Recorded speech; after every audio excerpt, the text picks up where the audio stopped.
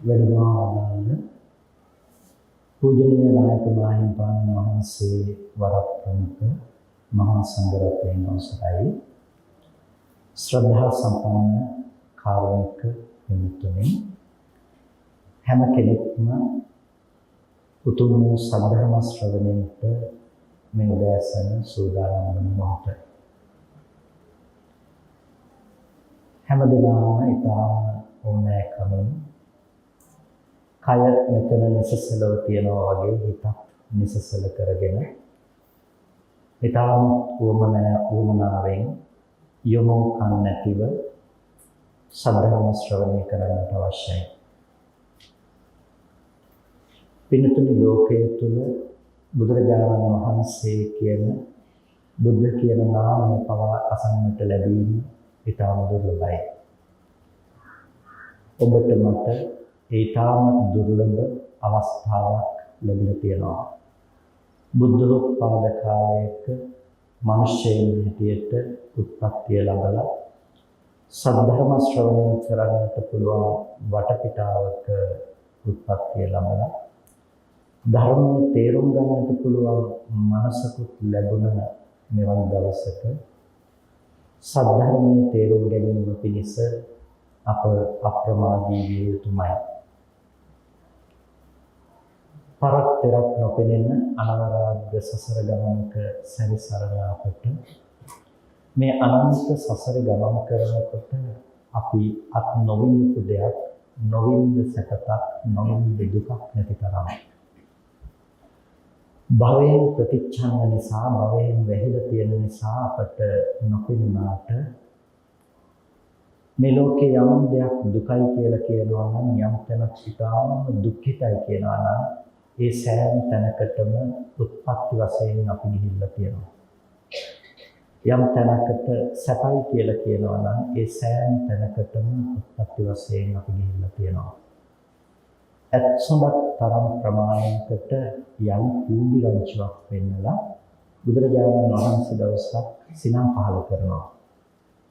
ආනන්ද තෙරුන් වහන්සේ මේට හේතු විමසුවාම භාග්‍යවතුන් වහන්සේ දේශනා කරනවා ආනන්ද මේ කුහුඹු රංචුවේ සක්විති රජසම්පත් නොවින්ද සක්විති රජ නොවන එකම කුහුඹෙක්වත් නැහැ.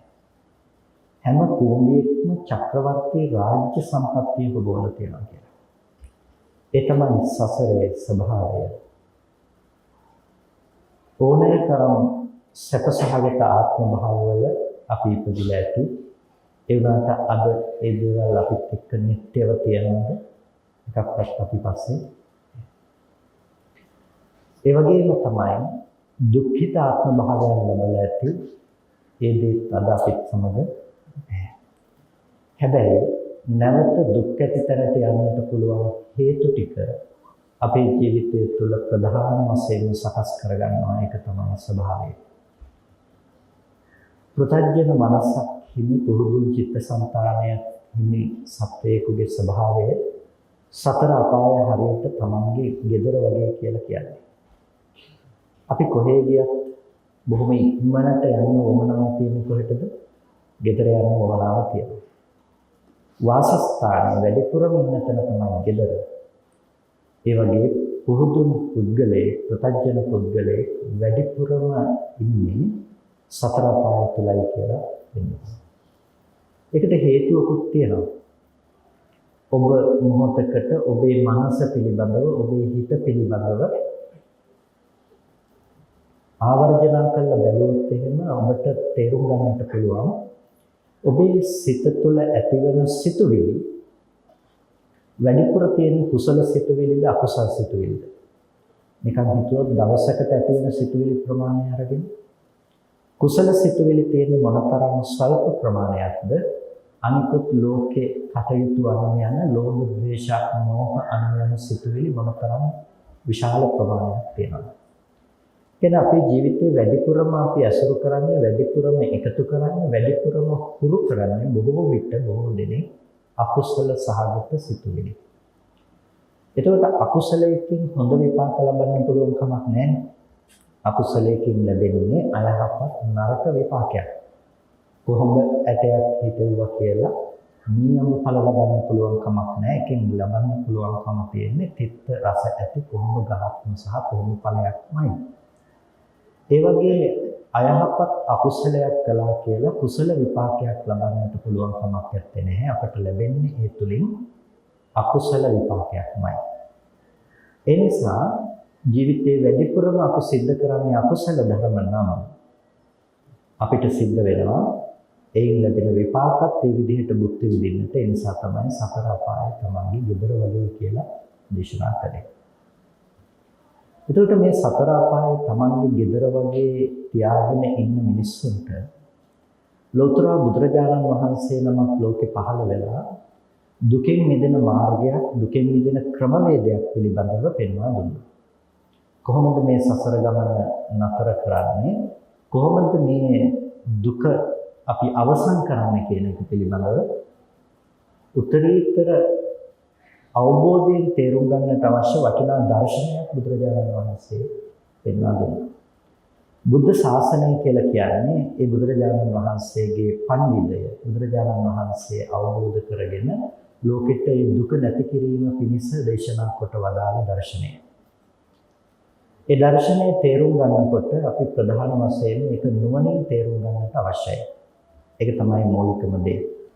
පඤ්ඤාවන්තසායන් ධම්මෝ නායන් ධම්මෝ දුප්පඤ්ඤස්ස කියලා භාග්‍යතුන් වහන්සේ පෙන්වා වදාළ මේ ශාසනයේ තියෙන්නේ ප්‍රඥාවන්තයන් සඳහා නොසේනම් දුෂ්ප්‍රඥයන් සඳහා නොවේ කියලා.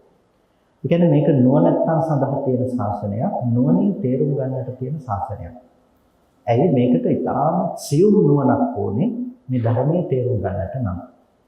දවසක් ආනන්ද හාමුදුරුවෝ විශාලාවේ වඩිනකොට දකිනවා පිණ්ඩපාතේ වඩිනකොට ලිච්ඡවි රජකුමාරවරු යුද්ධ අභ්‍යාසයේදී නිරත වෙනවා. යුද්ධ කරන්න ලිච්ඡවි රජකුමාරවරු පුහුණු වෙනවා.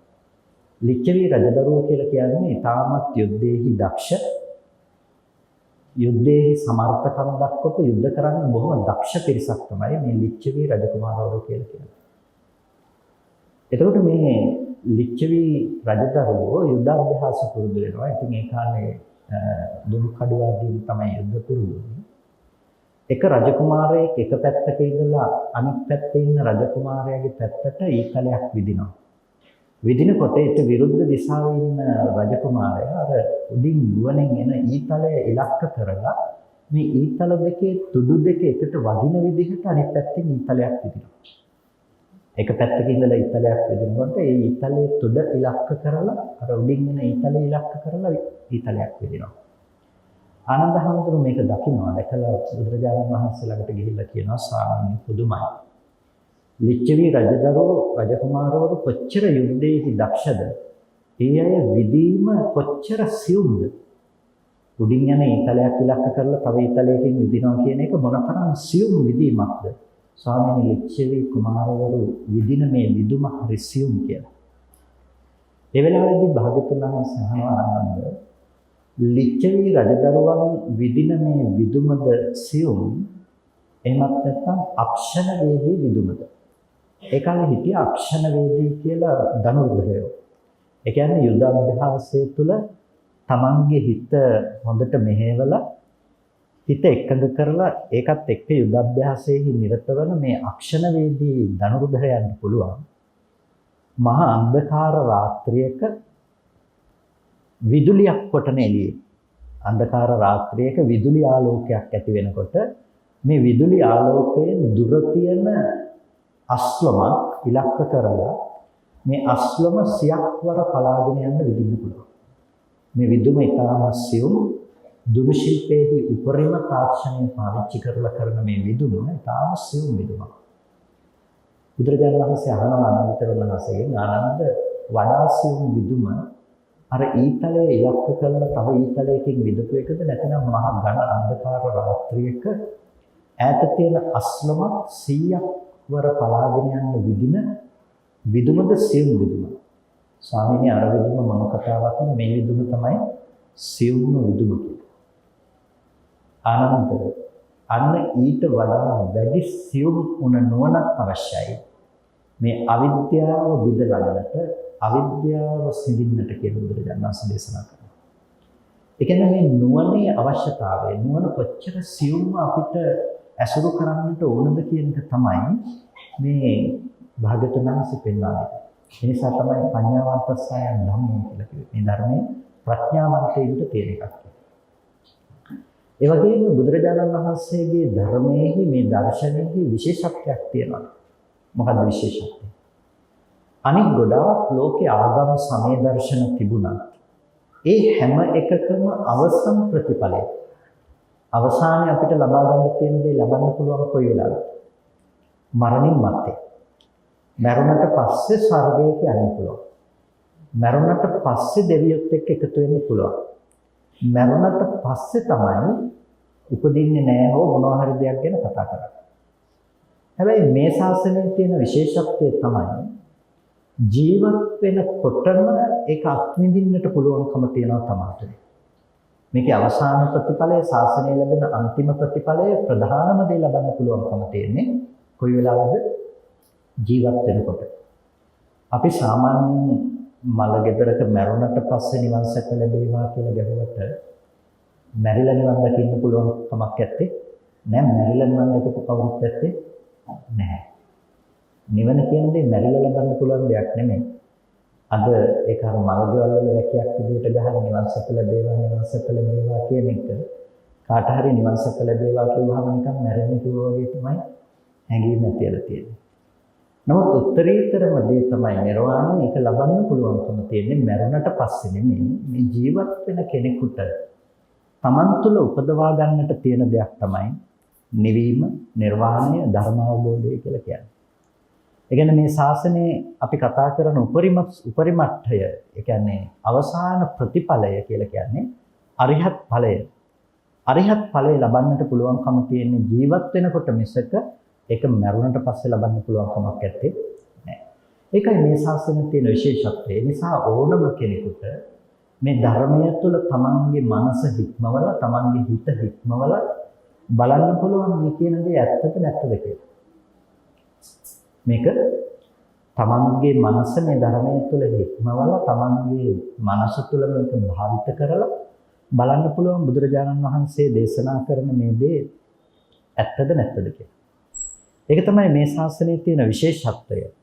ඒ නිසාම මේක විවටෝ විරෝචති නොපටිච්චන්නෝ. මේ ධර්මය විවෘත වූයේම බබලනවා, වැහුනොත් බබලන්නේ නැහැ. අනික් ශාසනවල තියෙන ලක්ෂණයක් තමයි ඒවා වැහිලා තියෙන තරමට ඒවා බබලන්නේ. ඒ කියන්නේ මිනිස්සු විමසන් නැති තාක්, මිනිස්සු අභ්‍යන්තරයේ තියෙන දේවල් ප්‍රශ්න කරන්නේ නැති තාක් ඒ ධර්මයේ පවතිනවා, ඒ ශාසනයේ පවතිනවා. හැබැයි බුද්ධ ශාසනයේ තියෙන ස්වභාවය තමයි මේක ප්‍රශ්න කරන තාක්, මේක විමසන තාක්, නුවණින් සම්මර්ෂණය කරන තාක් මේක හැමදාම බබලනවා. මේක නුවණින් මෙනෙහි නොකළොත් තමයි මේක බබලන්නේ නැත්තේ. එහෙනම් මේ ශාසනය අපිට නුවණින් යන්න තියෙන ශාසනයක්, ප්‍රඥාවෙන් යන්න තියෙන ශාසනයක්. එනිසා මේ දේශනාව තුළ ඔබට ආමන්ත්‍රණය කරන්නේ ඔබේ ප්‍රඥාවට, ඔබේ නුවණට. අපි කල්පනා කරන්නට අවශ්‍ය වන්නේ මේ ධර්මය කියලා, ශාසනය කියලා අපි තේරුම් ගන්නට අවශ්‍ය වෙන ගැඹුරු සිද්ධාන්තයන් පිළිබඳව. ඔබට ඔබේ ලෞකික ජීවිතයේ ධර්මානුකූලව සකස් කරගන්නේ කොහොමද කියන එක පිළිබඳව ඔබට ඕනෑ තරම් අවවාද, උපදේශ, අනුශාසනා ලබන්නට පුළුවන්කම තියෙනවා. හැබැයි ශාසන ධර්මය තුළ තිබෙන හරය තේරුම් ගන්න පිරිස ඉතාමත් අඩු මට්ටමක තමයි තියෙන්නේ. ඒ නිසා ඔබට මේ කතා කරන දර්ශනය පිළිබඳව හොඳ නුවණින් සම්මර්ෂණය කරන්න, ඒ පිළිබඳව හොඳින් හිතා බලන්නට කියන එක මුලින්ම සිහිපත් කරනවා. මම හැකියතාක් මේ කියන කාරණා ටික සරලව කියලා දෙන්නට උත්සාහවත් වෙනවා. මෙතන බොහෝ ආධුනික පිරිසක් ඉන්නවා කියලා පේනවා. ඒ නිසාම හැකියතාක් මේ ධර්ම කාරණා ඊටම සරලව ඔබේ ජීවිතයට සමීප කරලා කියලා දෙන්නට උත්සාහවත් වෙනවා. අපි කියව මේ බුද්ධ ශාසනය තේරුම් ගන්න තියෙන ප්‍රඥාවෙන් ඒක ඊටමත් සියුම් නුවණින් කියලා. ඒකට හේතුවක් තියෙනවා. ඒ හේතුව තමයි ලෝකේ හැම මිනිස්සෙක්ම දුප්පත්, පොසත්, දුර්වල, බලවත් ભેදයකින් තොරව හැමෝම හිතන්නේ එකම විදිහකට. ඒකට කියනවා අනුසෝතගාමී කියලා. හැමෝම හිතන විදිහට හිතන ක්‍රමයට කියනවා අනුසෝතගාමී කියලා. ඒ කියන්නේ මිනිස්සු හිතන විදිහ හරියට මේ ගංගාව පහළට ගලාගෙන යනවා වගේ එකම පැත්තට තමයි ගලාගෙන යන්නේ. එතකොට මේ පහළට ගලන ගඟක උඩු අතට පීනන එක ලේසි නෑ. පහළට ගලන ගඟක පහළට පීනන එක ලේසි, උඩට පීනන එක ලේසි නෑ. එතකොට මේ හැම මිනිස්සෙක්ම ඉපදුණු දවසේ ඉඳලා පීනන්නේ උඩු අතට නෙමෙයි, අර ගඟ ගලන පැත්තටම තමයි පීනන්නේ. ඒකයි මේක අනුසෝතගාමී කියලා කියන්නේ ලෝකයාගේ දැක්ම. බුදුදහම කියලා කියන්නේ පටිසෝතගාමී දැක්ම. අර පහළට ගලන ගඟක උඩු අතට පිහිනනවා වගේ කරන්න තියෙන දෙයක්. උඩු අතට පීනන්න හරි ශක්තියක් එපැයි. දුර්වලයකට මේක කරන්න බෑ. උඩු අතට පිහිනනවා කියන එක අර සැඩ පහර කපාගෙන ගඟේ උඩු අතට පීනන එක දුර්වලයකට කරන්න බෑ. ඒ වගේ මේ ධර්මයේ තේරුම් ගන්නවා කියන එක ඥාන ශක්තියකින් දුර්වල පුද්ගලයෙකුට කරන්න පුළුවන් කමක් නැහැ. ඒක තාම ශක්ති සම්පන්න මිනිස්සෙකුට තමයි කරන්න පුළුවන්කම තියෙන්නේ. එතකොට ඒ ඥාන ශක්තිය තුළින් එයාගේ දැක්ම පටිසෝතගාමී වෙනවා. අපේ හිතන ක්‍රමය එකම පැත්තට යනවා කියලා කියන්නේ අනුසෝතගාමී කියලා කියන්නේ. පිළිතුරේ අපි බලාපොරොත්තු වෙන්නේ හැමෝම ඉපදුණු දවසේ ඉඳලා මැරෙනකම් බලාපොරොත්තු වෙන දේ තමයි දුක ඉවර කරලා සැප ලබන්නට, සැපසේ ජීවත් වෙන්න. දුක නැතුව සැපසේ ජීවත් වෙන්න. ඒක තමයි අපේ බලාපොරොත්තුව, ඒක තමයි අපේ පරමාර්ථය. අපි උත්සාහවත් වෙන්නේ දුක නැතුව හොඳින් ජීවත් වෙන්නේ කොහොමද කියලා. ඔබ මෙතන ඉන්න පුංචිම දරුවගේ ඉඳලා වයසටම ගියපු අම්මා තාත්තා වෙනකන් අහගෙන ගියොත් ඔබ ජීවිතේ බලාපොරොත්තු වෙන සැප සතුට ලැබුණාද කියලා නෑ. තව බලාපොරොත්තු තියෙනවා, තව විඳින්න දේවල් තියෙනවා, තව අපිට ජීවිතේ කරන්න දේවල් ඉතුරු වෙලා තියෙනවා. එතකොට අපි බලාපොරොත්තු වෙන කරන්න දේවල් බොහෝමයක් තියෙන තැනක තමයි අපි කවුරුත් ජීවත් වෙන්නේ. මේ අතරතුර තෘප්තියක් නැහැ. ඌනෝ ලෝකෝ අතිත්තෝ තණ්හා දාසෝ කියලා කියන නිසා. ලෝකෙ මිනිස්සුන්ගේ හිත හැමදාම ඌණයි. ඌණයි කියලා කියන්නේ ඒක ඇතුලේ ඌණතාවයක් තියෙනවා. ඒක ඇතුලේ අතෘප්තිකර බවක් තියෙනවා. ඒක ඇතුලේ පිරීලා නැහැ කවදාවත්. තණ්හා දාසෝ ඒ නිසාම තණ්හාවට දාසයෙක් වගේ වැඩ කරනවා. අපි හැමදාම අපේ හිතේ තියෙන ආසාවන් ටික ඉෂ්ට කරගන්න, කැමැත්ත ඉෂ්ට කර ගැනීම සඳහා ජීවත් වෙනවා. ඒ කැමැත්ත ඉෂ්ට කර ගැනීම සඳහා ජීවත් වෙනකොට අපි අන්තිමේටම ගිහිල්ලා අන්තිම තැන හරි එල්ලෙනවා. මැරෙන්න යනකොට තව මොහොතක්, තව පැයක්, තව තප්පරයක් හරි ජීවත් වෙන්න තිබුණා නම් කියන තැනක හරි අපි අන්තිමේටම ගිහිල්ලා එල්ලෙනවා. හැමදාම හිතේ ඌනතාවයකින් කරන්න තව වැඩ ගොඩාක් තියෙනකොට අපි මෙතන ජීවත් වෙනවා කියන තැන ඉඳලා තමයි මිනිස්සු ජීවත් වෙන්නේ. ඒ නිසා හිතන්නට එපා මේ හිත කියන එක කවදාවත් පුරවලා ඉවර කරන්න පුළුවන් කියලා. මේ හිත කියන එක කවදාවත් පුරවලා ඉවර කරන්න පුළුවන් කියලා. අපි එක එක කඩයින් තියා ගන්නවා. පුංචිම කාලේ හිතාගෙන ඉන්නවා මේ ටික ඉගෙනගෙන ඉවර වුණාම ඉවරයි කියලා. පුංචිම දරුවෝ හිතාගෙන ඉන්නවා ශිෂ්‍යත්ව විභාගය ඉවර වුණාම නිදහසේ ඉන්න පුළුවන් කියලා. ඊට පස්සේ ටිකක් ඔක වෙනකොට හිතාගෙන ඉන්නවා සාමාන්‍ය පෙළ ඉවර වුණාම ටිකක් නිදහස් වෙන්න පුළුවන්. ඊට පස්සේ උසස් පෙළ ඉවර වුණාමත් ඉන්න පුළුවන් කියලා හිතනවා. ඊට පස්සේ විශ්වවිද්‍යාලෙ ගිහිල්ලා හරි රස්සාවක් හොයාගෙන හරි ටිකක් නිදහස් වෙන්න පුළුවන් කියලා හිතනවා. ආපහු හොඳ රස්සාවක් හොයාගෙන නිදහස් වෙන්න පුළුවන් කියලා කල්පනා කරනවා. අවාහයක් විවාහයක් කරගත්තොත් පිළිවෙලට නිදහස් වෙන්න පුළුවන් කියලා හිතනවා. ඊට පස්සේ ධර්මවල හදාගත්තොත් අන්තිමේටම ඒ අයට හොඳට උගන්වලා ඒ අය උස්මහත් කළොත් නිදහස් වෙන්න පුළුවන් කියලා හිතාගෙන ඉන්නවා. ඒ අයගේ දරුවෝ හදන්න ගියලා ඒ අය හරි හොඳට හදාගත්තොත් ඉන්න පුළුවන් කියලා හිතනවා. හැමදාම මිනිස්සුන්ට කරන්න දෙයක් තියෙනවා. කඩයින් පහ කර කර යනවා. හැබැයි දැන් කරන්න තියෙන දේවල් ඉවර කළා දැන් මට ඇති. දැන් මේ ඔක්කොම තෘප්තියකටපත් වෙලා ඉවරයි කියන තැනක් මිනිස්සුන්ට කවදාවත් එළඹෙන්නේ නැහැ. කරන්න දේවල් ගොඩක් තියෙනවා. ඒ නිසා තවත් ප්‍රමාද වුණා කියලා ඔබට කිසිම තේරුමක් පළක් නැත්තේ නෑ. මොකද මන්දදාතු රජුරවන්ටත් බැරි වුණානේ මේ ලෝකයේ තෘප්තියක් හොයාගන්න නේද? මන්දදාතු රජුරව කියලා කියන්නේ මහා පුණ්‍යවන්ත රජ කෙනෙක්. මහා සැප සම්පත් විඳපු කෙනෙක්. චක්‍රවර්ති රජ කෙනෙක්. එතුමා මුළු සමස්ත පෘථිවියම පාලනය කළා. කොච්චර පුණ්‍යවන්තද කියනවා නම් මේ පුණ්‍ය ශක්තිය නිසා සක්‍රයට සිද්ධ වුණා මන්දධාතු රජුරුවත් එක්ක එකතු වෙන්න. සක්‍ර රාජ්‍ය සම්පත්තිය පවා කොටස් දෙකට බෙදාගෙන සක්‍රයාගේ සක්‍ර රාජ්‍ය පවා මන්දධාතු රජුරුව පාලනය කරනවා. එච්චර පුණ්‍යවන්ත රජ කෙනෙක්. අන්තිමේටම මෙයාට හිතෙනවා මම මොකටද සක්‍ර ලෝකෙන් කොටසක් පාලනය කරන්නේ මේ දෙවි ලෝකෙන් එක කාලයක් පාවිච්චි කරන්නේ මොකටද මටම මේක සම්පූර්ණ අයිති කරගන්න තිබුණා නම් හොඳයි කියලා. ඒ අකුසල සිතත් එක්කම එතුමාගේ අර පුණ්‍ය ශක්තිය එතනින් ඉවරයි. චුත වෙලා අපව මනුස්ස ලෝකෙ. එතකොට අන්තිම වශයෙන් මොනවද කියන්න තියෙන්නේ කියලා එතුමාගේ අන්තිම වචනේ විදිහට කියනවා මන්දධාතු රජුරුව. මම මෙච්චර සම්පත්තියක් භුක්ති විඳිනා. මෙච්චර සම්පත්තියක් භුක්ති විඳ මන්දධාතු රජුරුව සිතේ තෘප්තියක් නොලබා අතෘප්ති කරවම මරුණ කියලා කියනවා. ලෝකෙට දෙන්න කියපු පණිවිඩය ඒක තමයි. එනිසා මේ හිතේ කවදාවත් තෘප්තියක් නැහැ. ලෝකේ උපරිම ධනය අතින් උපරිම බලය අතින් ඉහළට ගියත් මට දැන් ඇති කියන දෙයක් මනසට ලැබෙන්නේ නැහැ. එනිසා මේ තියෙන ප්‍රශ්න ටික තවත් ඉදිරියට ওই විදිහටම තමයි. නිසා එහෙම අතෘප්තිකර තැනක ජීවත් වෙන අතෘප්තිකර ලෝකයක ඉපදිලා නිකරුණේ මැරිලා යන මිනිස්සුන්ට බුදුරජාණන් වහන්සේ පෙන්වුවා ඊට වඩා දුක නැතුව ජීවත් වෙන්න පුළුවන් දුක නැතුව වාසය කරන්න පුළුවන් උත්තරීතර දර්ශනයක්. ඒ දර්ශනය වෙන මොකක්වත් නෙමෙයි. අපි ජීවත් වෙන තැන තියෙන ඇත්තම යථාර්ථය. ඒක තමයි පෙන්වෙන්නේ. වෙන මොනවත් නෙමෙයි පෙන්වෙන්නේ අපි ජීවත් වෙන තැන තියෙන ඇත්තම යථාර්ථය මොකද්ද කියලා පෙන්වලා දුන්නා. ඒක නොදන්නකම නිසා තමයි අපි දුක් විඳින්නේ කියන එක පෙන්වලා දුන්නා. මේ යථාර්ථය පිළිබඳව අවබෝධයක් නැතිකම නිසා නුවණ නැතිකම නිසා තමයි දුක් විඳින්නේ.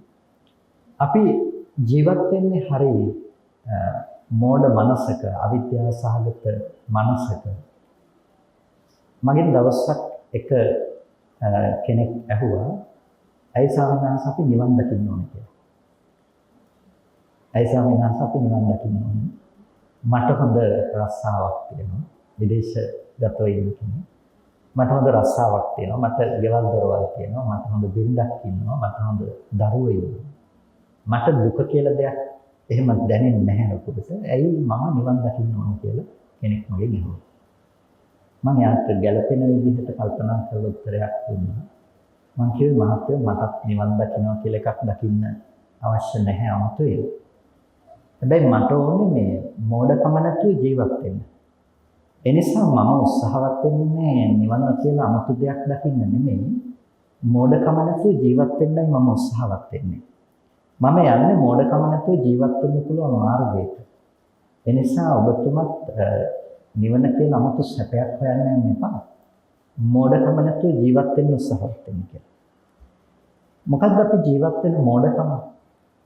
අපි ජීවත් වෙන මෝඩකම තමයි නොවටින දෙයක් වටිනවා කියලා හිතාගෙන ජීවත් වෙන තැන. මම ඔක සරලවම කියන්න නිතරම පාවිච්චි කරන එක උදාහරණයක්. ඒ තමයි රත්තරන් මාලයකින් ලැබෙන සතුට සැප ඔබට ලැබෙන්නේ කයටද හිතටද? රත්තරන් මාලයක් වටිනා මාලයක් දාගෙන යනවා. ඒකේ සතුට දැනෙන්නේ සැප දැනෙන්නේ හිතටද ඇඟටද? ඒක දැනෙන්නේ හිතටනේ. මෙච්චර වටින ලස්සන මාලයක් කියන එක දැනෙන්නේ හිතට. එතකොට අපි මේ ලස්සන මාලයක් දාගෙන බොහොම සතුටින් යනවා. පාරායිනේ යන මිනිස්සෙක් පාරායිනේ වැටිලා තියෙන වැල් කෑල්ලක් අරගෙන රවුම් කරලා කරේ දා ගන්නවා. අපි මේ මිනිස්සයාට කියනවා පිස්සෙක් කියලා. ඇයි? අර කිසිම වටිනකමක් නැති වැල් කෑල්ලක් අරගෙන කරේ දාගත්තා. ඒකනේ අපි පිස්සෙක් කියන්නේ. දැන් මේ මිනිස්සයාගෙන් ඇහුවොත් ඒක මේ මිනිස්සයාට වටිනවා කියලා හිතුන නිසා නෙමෙයි මේ මිනිස්සයාට කරේ දාගත්තේ. මේ මිනිස්සයාට වටින නිසා මේ මිනිස්සයාට කරේ දාගත්තා. ඒක උදුරන්න ගන්න ගියොත් මේ මිනිස්සයා ගහන්න බනින්නේ නැද්ද? ගහනවා බනිනවා. ඇයි? ඒක මේ මිනිස්සයාට වටින නිසා. අපේ මාළේ උදුරන්න ආවත් කෙනෙක් අපි ගහන්න බනින්නේ නැද්ද? ගහන්න බනින්න පුළුවන්. අපි කරනවා. ඇයි? ඒක අපිට වටින නිසා. අපි මේ මිනිස්සයාට පිස්සෙක් කියලා කිව්වට අපේ මනසත් ඒකම නෙමෙයි. එකම වෙනසයි තියෙන්නේ. එකම වෙනසයි. ඒ තමයි එයා ලෝක සම්මුතියට එකඟ නැහැ. අපි සමාජ සම්මුතියට ලෝක සම්මුතියට එකඟයි. එච්චරන වෙනසනේ. ලෝකයේ තුල සම්මතයි මාළය වටිනවා වැල් කෑල්ල වැටෙන්නේ නැහැ කියලා ඒ ලෝක සම්මුතියට එයා එකඟ නැහැ. අපි ලෝක සම්මුතියට එකඟයි. ඒක තමයි මෙතන තියෙන එකම වෙනස. එතකොට ඔහොම වෙනසක් තියෙන තැනක හිතන්නකො පින්නතුනේ ඔක හෙට වෙනකොට රත්තරන් මාලය කියන එකේ වටිනකම මුළු ලෝකෙම ප්‍රතික්ෂේප කළා වැල් කෑල්ලක් වටිනවා කියලා කිව්වොත් අපි විතරක් කිව්වොත් මාලය වටිනවා කියලා මොකද වෙන්නේ? අපි විතරක් කියනවා ලෝකෙ මාලය වටිනවා කියලා. අනිත් ඔක්කොම කියනවා මාලය වටින්නේ නැහැ කියලා. දැන් මොකද වෙන්නේ? අපි 31 වෙනව නතර කරන්න බෑ. අපි 31 වෙනව නතර කරන්න බෑ. එදාට සමාජ සම්මුතියට එකඟ නැති කවුද? අපි එකඟ නැත්තේ. හොඳයි අපි හිතමුකෝ ඔබ ඔච්චර ආසාවෙන් දාගෙන ඉන්න සතුටින් ඉන්න මාලය යම් වෙලාවක ඔබට විකුණන්න සිද්ධ වෙනවා. ඔබ ඒක අරගෙන ගිහිල්ලා එක තැනකට අරගෙන ගිහිල්ලා ඒක විකුණන්න හදනකොට ඔබට කියනවා මේක කිසිම වටිනකමක් නැති දෙයක් කියලා. මේක කිසිම වටිනාකමක් නැහැ කියලා. එතකොට මොකද වෙන්නේ? විශ්වාස කරන්නේ නැති වෙයි තව තැන් වලටත් අරගෙන යයි හැම තැනකින්ම කියන එකම කතාව. ඒ තමයි මේක කිසිම වටිනකමක් නැති දෙයක් කියලා. දැන් මෙච්චර කල් වටිනවා කියලා හිතාගෙන හිටපු ඔබේ මනසට මොකද වෙන්නේ? තවදුරටත් අර මාළේ වටිනවද? වටින්නේ නැහැ. දැන් අපි මෙච්චර කල් වටිනවා කියලා එතකොට දාගෙන ඉඳලා තියෙන්නේ නොවටින දෙයක් නෙමෙයිද? මෙච්චර කල් වටිනවා කියලා අපි සතුටින් දාගෙන ගිහිල්ලා තියෙන්නේ නොවටින දෙයක් නෙමෙයිද? නොවටින දෙයක්. දැන් ඒක නැති වුණොත් වෙනද නැති වුණ දෙයට සාපේක්ෂව අපිට දුකක් එයිද? එච්චර දුකක් එන්නේ නැහැ. ඇයි? දැන් අපි දන්නා එක වටින්නේ නැහැ කියලා. දැන් වටිනකම වෙනස් කිරීම සඳහා හේතුනේ මොකක්ද? වස්තුව වෙනස් වෙන එකද? නෑ. වටිනකම නැති කරන්න හේතුනේ තමන්ගේ හිත පැත්තෙන් මේ වස්තුව වටිනවා කියලා හිතාගත්ත සංකල්පය විතරයි වෙනස් වුනේ. දැන් එදා ඉඳලා මිනිස්සුන්ට පේනවා අර දකින්න දේ වටින්නේ නෑ වගේ. එහෙම සංකල්පය වෙනස් වෙනකොට අර වස්තුව දැන් වටින්නේ නෑ වගේ පේනවා.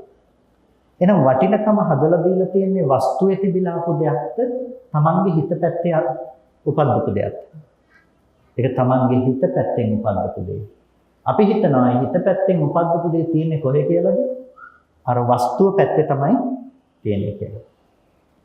අන්න ඒකට තමයි මෝඩ මනසක් තියනවා කියලා කිව්වේ. වස්තුව පැත්තේ වටිනකමක් තිබුණේ නැහැ. වටිනකමක් නොතිබුණු තැනක අපි වටිනවා කියලා හිතාගෙන ඒක වටිනවා කියලා අල්ලගෙන ඉන්න එක මෝඩකමක් නෙමෙයි එතකොට. ඒක මෝඩකමක්. එතකොට වස්තුව විනාශ වෙයි අපිට පේන්නේ මොකක් විනාශ වුණා වගේද? වටිනා වස්තුවක් විනාශ වුණා වගේනේ. අපි අපේ සංඥාව තියෙන්නේ වටිනවා කියන දේ. එතකොට අපිට පේන්නේ වටිනා වස්තුව විනාශ වෙනවා වගේනේ. දැන් හිතන්නකෝ මෙහෙම කිව්වොත් ලෝකේ තියෙන ඔක්කොම දේවල් සුදු පාටයි. ඔබ ආස කරන්නේ කොළ පාට දෙයට. ඔබට කොළ පාට කණ්ණාඩි දෙකක් දාලා තියෙනවා. දැන් ලෝකේ පේන්නේ මොන විදිහටද? කොළ පාටට ලෝකෙ දකින්න පුළුවන්. එතකොට දැන් අර ලෝකේ තියෙන දේවල් විනාශ වෙලා යනකොට ඔබට පේන්නේ කොළ පාට දේ විනාශ වෙලා යනවා කියලා. ඇත්තටම විනාශ වෙන්නේ කොළ පාට දේද සුදු පාට දේද?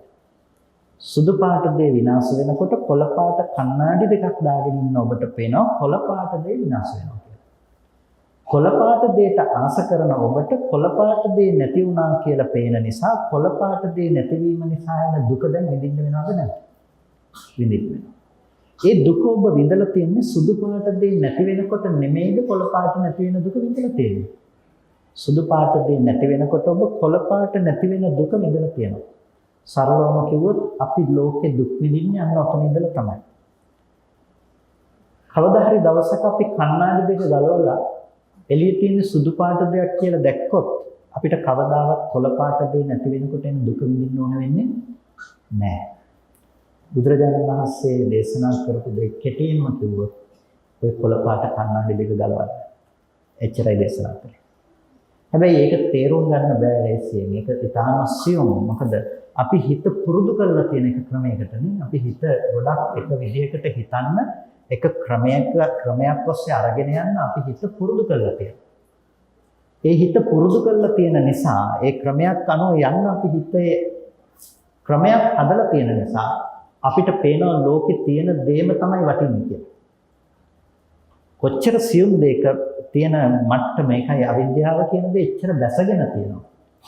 ඔබ හිතනවා දරුවා දිහා දකිනකොට මේ ඉන්නේ ආදරණීය දරුවාමයි කියන දේ ඔබට පේනවද? ඒක නැති වෙන්නේ නැහැ. ඒක පේනවා. ඒක තමයි අපේ හිත මෝඩකම ඇතුලේ අවිද්‍යාව ඇතුලේ ස්ථාවර වෙලා කියලා කියන්නේ. මේක වෙනස් වෙන්න සංකල්පයක් වෙනස් වුණා නම් ඇති. එහෙමනේ. පුංචි කාලේ ආදරෙන් හිටපු දරුවෝ සමහර දෙමව්පියන්ට පස්සේ කාලේ පේන්න බැරි වෙලා නැද්ද? පේන්න බැරි වෙලා තියෙනවද නේ? ඒ වගේම පුංචි කාලේ ආදරෙන් හිටපු දෙමව්පියන්ව පස්සේ කාලේ දරුවන්ට පේන්න බැරි වෙලා නැද්ද? එහෙම අවස්ථා තියෙනවනේ. වෙනස් වුණේ මොකද්ද? දරුකම, අම්මකම, තාත්තකම වෙනස් වුණා. වෙනස් වුණේ මොකද්ද?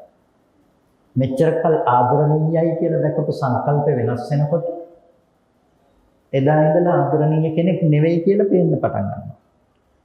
එතකොට දැන් ඇත්තටම ඉන්න දරුවගේ පැත්තේ තිබිලා ආවනම් ඒ ආදරණීයකම ඔක වෙනස් වෙන්න පුළුවන්. ඒක වෙනස් වෙන්න බෑ කවදාවත්. එහෙනම් මේක සංකල්පයේ පැත්තෙන් උපදින දෙයක්. සංකල්පයේ පැත්තෙන් උපදින දේ බාහිර වස්තුව පැත්තට දාලා බලන මෝඩකම නිසා තමයි අපි මුළු ලෝකේ ඇතුළෙම දුක උපද්ද ගන්න පුළුවන් වටපිටාවක් තුළ ජීවත් වෙන්නේ. නොවටින දේ වටිනවා කියලා ගත්තකම කොටින්ම කියනවා. කඩදාසි කොලයකට වටිනකමක් තියෙනවද පුංචි කඩදාසි කොල කෑල්ලකට? නැහැ. රුපියල් 5000කට වටිනකමක් තියෙනවද? තියෙනවද නේ? කඩදාසි නෙමෙයි. කඩදාසි. එහෙනම් වටින්නේ අපි ඒක වටිනවා කියලා හිතාගෙන වටිනවා කියලා දැනගත්ත මනසින් ඒක ඇසුරු කරන නිසා වටිනවා කියලා පේනවා. හිතන්න පුංචිම දරුවෙකුට අපි රුපියලක දෙකක ටොපියකුත් දීලා දිවේ ගාලා කියලා අපි කියනවා 5000කුත් දීලා මේකෙන් එකක් තෝරගන්න කිව්වොත් එයා මොකක් තෝරගන්නද? ටොපිය තෝරගන්නවා 5000 තෝරගන්නේ නැහැ. යම් කිසි දවසක එයා දැනගත්තොත් රුපියල් 5000කට ටොපි ගොඩක් ගන්න පුළුවන් කියලා. දැන් මොකක් තෝරයි? දැන් එයාට ටොපි ගොඩක වටිනකම අර කඩදාසි කොලේ පේනවනේ. එදාට එයා ගන්න ටොපිය නෙමෙයි එදාට එයා ගන්න රුපියල් 5000. ඇයි? එයාට දැන් වටිනකම තියෙනවා. පින්නතුනේ රුපියල් 5000 ඇතුලේ වටිනකම තියෙනවා නම් ඔක කාටත් එක සමාන විදිහටම පේන්න ඕනේ මේක වටින දෙයක් කියලා. හැබැයි ඒක කාටත් එක සමාන විදිහට පේන්නේ නෑ. ඒක සාමාන්‍ය දෙයක් විතරයි. ඒක ඇතුලේ කිසිම වටිනකමක් නැහැ. එහෙනම් වටිනකම තියෙන්නේ කොහෙද?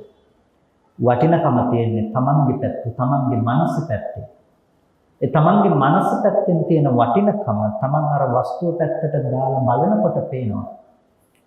හරියට අර කොළ පාට කණ්ණාඩි දෙක හරහා සුදු පාට දේ දකිනකොට ඒක වටිනවා කියලා දෙයක් විදිහට ඒක පෙනුනා වගේ වටිනකම හදලා දෙන මනසේ ඡායාව, මනසේ අත්දැකීම බාහිර වස්තුව පැත්තට දාලා බලනකොට ඔබට පේනවා වස්තුව වටිනවා කියලා. දැන් ඔබ ආස කරන්නේ අර වටිනවා කියලා හිතාගත්ත වස්තුවට මිසක වෙනත් දෙයකට නෙමෙයි. ඒක ලෝකේ යථාර්ථය නෙමෙයි. ඒක මායාව. ඒක හදාගත්ත දේ. ඒක යථාර්ථය නෙමෙයි. යථාර්ථය උනේ අර සුදු පාට දේ වගේ වෙනත් දෙයක්. ලෝකේ යථාර්ථයේ බවට පත් වුණේ අර සුදු පාටයි ලෝකේ ඇත්තටම ඇත්ත තිබ්බා කිව්වා වගේ. ලෝකේ යථාර්ථය උනේ වෙනත් දෙයක්. මොකක්ද යථාර්ථය? හටගෙන ඉතුරු නැතුව නැතිව යන ධර්මතා සමූහයක්. ඒක තමයි ලෝකේ පවත්නා යථාර්ථයේ බවට පත් වුණේ. බුදුරජාණන් වහන්සේ අපට දේශනා කළේ අන්නේ පවත්නා යථාර්ථයේ දකින්න. මේ පැත්තේ හිත පැත්තේ උපදින සංකල්පනාව බාහිරට දාලා බලන්නේ නැතිව ලෝකේ පවතින යථාර්ථයේ පිළිබඳව හිතට කියලා දෙන්න. ඒකට තමයි අපි විපස්සනා වඩනවා කියලා කියන්නේ. විපස්සනා භාවනා කරනවා කියලා අපි කියන්නේ. ඒකට තමයි යථාර්ථය මොකක්ද කියන එක අපි හිතට නැවත නැවත කියලා දෙනවා. නැවත නැවත හිතට මනසට අපි පෙන්වා දෙනවා. ඒක තමයි අපි සිද්ධ කරන දේ. එතකොට දැන් අපි කරුණක් තේරුම් ගත්තා. මොකද්ද ලෝකේ තියෙන යථාර්ථය එකක්. යථාර්ථය නොදන්නකම නිසා අපි උපද්ද ගන්න එක වෙනම එකක්. එතකොට අපි ජීවත් වෙන සීමාව, ජීවත් වෙන තැන මොකද්ද? අර මෝඩකම නිසා උපද්දගත්තු සීමාවක් ඇතුලේ. මායාවක් ඇතුලේ තමයි ජීවත් වෙන්නේ. දැන් අපි දරුවා, ගෙවල් දොරවල්, අම්මා තාත්තා, යාන වාහන, මිල මුදල් මේ මොන පැත්තෙන් මොනතරම් දේවල් වලට අපි කැමති වුණත්, මොනතරම් දේවල් වලට අපි ආස වුණත්, අපි මේ හැම තැනකම අපිට වටිනකම පෙන්වලා දීලා තියෙන්නේ කොහෙන්ද? ඒක හොඳයි කියලා පෙන්වනකම් අපේ සංඥාව. ඒක සංඥාව පැත්තෙන් හොඳයි කියලා පෙන්වනකම් තමයි ඒක වටින්නේ. කොයි වෙලේක හරි ඔක වෙනස් වුණොත් අරක වෙනස් විදිහට පේන්න පටන් ගන්නවා. ඔකේ තියෙන භයානකකම ඔක නෙමෙයිනේ. ඔකේ තියෙන භයානකකම තමයි අර කිසිම වටිනකමක් නැති අනිත්‍ය වෙලා යන රූපේ නැති වෙලා යනවා. නැති වෙලා යන රූපේ නැති වෙලා යනවා. ඒ පැත්තට සංකල්පේ දාලා බලන මනුස්සයාට පේන්නේ මොකක්ද? වටිනවා කියලා හිතාගත්ත දේ නැති වෙලා යනවා කියලා තමයි පේන්නේ. එතකොට දුක එන්නේ නැද්ද යට? යම් තරමකට ආස කළා නම් ආස කළ තරමට දුක එනවා. ඔගොල්ලෝ කවුරුත් මලගෙවල් වලට සම්බන්ධ වෙලා ඇතිවි. තමන්ගේ ඥාතීන් මරණයටපත් වන, හිතවතුන් මරණයටපත් වන, ඔබ ආදරය කරපු අය මරණයටපත් වන අවස්ථාවන්ට ඔබට මුහුණ පාන්නට සිද්ධ වෙලා ඇතිනේ. නිකමට හිතන්නකෝ ඒ අවස්ථාව අඩුම තරම ඔබ දැකලවත් ඇතිනේ එහෙම අවස්ථා. එතකොට ඒ පුද්ගලයාව ළඟින් ඇසුරු කරපු අයට දැනෙන දුකක්, ටිකක් දුරින් ඇසුරු කරපු අයට දැනෙන දුකක්, ඒ වගේම මේ පුද්ගලයා පිළිබඳව කිසිම දෙයක් නොදන්න අයට දැනෙන දුකත් එක සමානද? එක සමානද? එක සමාන නැහැ. ළඟින්ම ඇසුරු කරපු අයට දැනෙන දුක මහා විශාලයි. ගොඩක් දුක දැනෙලා තියෙනවා. ටිකක් දුරින් ඇසුරු කරපු අයට දැනෙලා තියෙන දුක සාපේක්ෂව අරයට වඩා අඩුයි, නමුත් දුකයි. හැබැයි මේ පිළිබඳව කිසිවක්ම නොදන්නා කෙනෙකුට දැනෙන දුක කිසිම දුකක් ඇත්තේ නැහැ. දැන් අපි සාමාන්‍යයෙන් අපේ හිතේ ස්වභාවය තමයි අපි අර නැති වෙලා යනකොට ඒ නැතිවීම නිසා දුක එනවා කියන අපි අදහස එළියට දාන්නේ. අපි කියන්නේ මොකද්ද? දරුවා මැරුණු නිසා දුකයි. අම්මා මැරුණු නිසා තමයි දුක එන්නේ. තාත්තා මැරුණ නිසා තමයි දුක එන්නේ. නැතිනම් ඒ කෙනා මැරුණ නිසා තමයි දුක එන්නේ. අපි මෙහෙමනේ කියන්නේ. ඇත්තටම කෙනා මැරුණ නිසා දුක නම් ඔය අපි තුන් කට්ටියක් කියන ඔය කට්ටියටවත් ඔය මරණය දකින මිනිස්සුන්ටවත් එක සමාන විදිහට දුක ගෙන්න ඕනේ නැද්ද? මැරුණ නිසා නම් දුක එන්නේ ඔය මරණය දකින මිනිස්සු ටිකටවත් එක සමාන විදිහට දුක ගෙන්න ඕනේ නැද්ද? දුක ගෙන්න ඕනේ. ඒ වුණාට එහෙම දුක ගෙන්නේ නැහැ. ඒක පුද්ගලයාගෙන් පුද්ගලයාට වෙනස් වෙලා. ඇයි වෙනස් වෙලා තියෙන්නේ? පුද්ගලයාගෙන් පුද්ගලයාට කෙනා තමන්ගේ පැත්තේ ඇති කරගත්ත සංකල්පමය වශයෙන් ඇති කරගත්ත බැඳීම වෙනස් වෙනකොට දුකගෙන එන ප්‍රමාණය ප්‍රතිශතය වෙනස් වෙනවා කියනවා. එහෙනම් දැන් ප්‍රශ්නේ තියෙන්නේ කොතනද? ප්‍රශ්නේ තියෙන්නේ දුකගෙන විදිහට තමන්ගේ මනස තුළ සංකල්පේ ප්‍රාහිරට පතිත කරන කෙනාගේ මනස පැත්තේ මිසක අර මැරෙන තැන නෙමෙයි ප්‍රශ්නේ තිබුණේ. කොටින්ම කියනවා නම් කෙනෙක් මැරෙන එක දුක නෙමෙයි. කෙනෙක් මැරෙන එක දුක නෙමෙයි. මරණ ධර්මයක් තියෙන තැනක ආදරණීය පුද්ගලයෙක් හදාගත්ත මනසටයි දුක ආවේ. මරණ ධර්මයේ විද්‍යමාන වන තැනක ආදරණීය මිනිස්සෙක් හදාගත්ත තැනටයි දුක් විඳින්න පුළුවන්කම තියෙන්නේ. කෙනෙක් තේරුම් ගත්තොත් තමන්ගේ හිතෙන්ම උපදින සංකල්පයක් නිසායි තමන් දුක උපද්ද ගන්න කියලා. ඒක එළියට දාලා බලන මෝඩකම නැති කරගෙන නම් එයාට දුක උපද්ද ගන්න හේතු නෑ. එයාට දුක දැන් ජීවිතයට ගෙන්න හේතු ඇත්තේ නෑ. බුදුරජාණන් වහන්සේ ලෝකෙට පෙන්වුවේ අන්න ඔය විදිහට ප්‍රායෝගිකව දුක නැති කරගන්න පුළුවන් තැනක් ගැන. අපිට බෑ ලෝකේ ඉන්න මරණ සිද්ධ වෙන මරණ ධර්මය නැති කරන්න බෑනේ. හටගත්ත දේවල් වල ස්වභාවය මොකද්ද? ඒ ඔක්කොම බිඳී යන ස්වභාවයෙන් යුක්තයි. ඒක අපේ සීමාව තුළ ඇත්තේ නෑ. මේ දේවල් එහෙම වෙන්න එපා කියලා නතර කරන්න පුළුවන් කමක් නැත්තේ. නෑ මැරෙන්න එපා කියලා, ලෙඩ වෙන්න එපා කියලා මේ දේවල් නතර කරන්න පුළුවන් මට්ටමක ඇත්තේ නෑ. අනාත්ම ධර්මයේ ස්වභාවය ඒක තමයි. එහෙම අනාත්ම ධර්මයක ස්වභාවයක් පවත්නා තැනක අපිට කරන්න පුළුවන් එක දෙයක් තියෙනවා. මොකද්ද කරන්න පුළුවන්? ඒ විදිහට හටගෙන නැතුව යන ධර්මය ආදරණීය පුද්ගලයෙක් කියලා මෝඩකමින් ඇසුරු කරන්නේ නැතුව ඉන්න පුළුවන්කම තියෙනවා. අන්න ඒකයි බුදුරජාණන් වහන්සේ පෙන්වපු ප්‍රායෝගික දර්ශනය. ලෝකේ අනුසෝතගාමී කියලා කිව්වේ හැමෝම උත්සාහවත් වෙන්නේ අර කොහොමද නොමැරි ජීවත් කරවගන්නේ කියලා. කොහොමද ලෙඩ නොවි ජීවත් කරවගන්නේ කියලා. එතන තමයි ලෝකේ හැමෝම උත්සාහවත් වෙන්නේ. හැබැයි අපිට ඕන විදිහට ඒක තියාගන්න පුළුවන් අපිට තියාගන්න බෑ. ඒ නිසා ඒක කොයිම වෙලාවක හරි නැති වෙලා යනවා. ඒක අපේ සීමාවෙත් තියෙන දෙයක් නෙමෙයි. ලෝකේ අපි විඳින්නෙම සංකල්පයක් විදිහට. ඒ සංකල්පමය විදිහට විඳිනදී අපිට එළියේ භෞතිකව තියනවා කියලා පේනකොට අපිට ඒක නැති වෙලා යනවා කියන එක නතර කරගන්න බෑ නම් දුක කොයිම වෙලාවක හරි අපිට උරුම වෙනවම තමයි. එක්කෝ අපි හොඳට හදපු ලෝකේ තියෙනකොට අපිට මැරලා යන්න වෙනවා. දුක නැද්ද? දුකයි. ඔක්කොම දාලා යන්න වෙනවා කියන එක දුකයි. එක්කෝ අපි ජීවත් වෙනකොට අපි හොඳට හදපු ලෝකේ නැති වෙලා යනවා නේ. දුක නැද්ද? දුකයි. අනිවාර්යෙන් ওই දෙකෙන් එකට මිනිස්සෙකුට මුහුණ දෙන්න වෙනවම අනිවාර්යෙන් ඔක කෙලවර වෙන්නේ ওই එක තැනකින් තමයි. එක්ක තමන් ඉන්නකොට තමන් ගොඩනගපු ලෝකේ නැති වෙලා යනවා. එහෙම නැතිනම් ලෝකේ තමන් ගොඩනගපු ලෝකේ හොඳට තියෙනකොට තමන්ට මැරලා යන්න සිද්ධ වෙනවා. අනිවාර්යෙන් ওই තැනකින් මේක නතර වෙනවා. දුක් ඔය දුකෙන් තමයි මේක කෙලවර වෙන්නේ.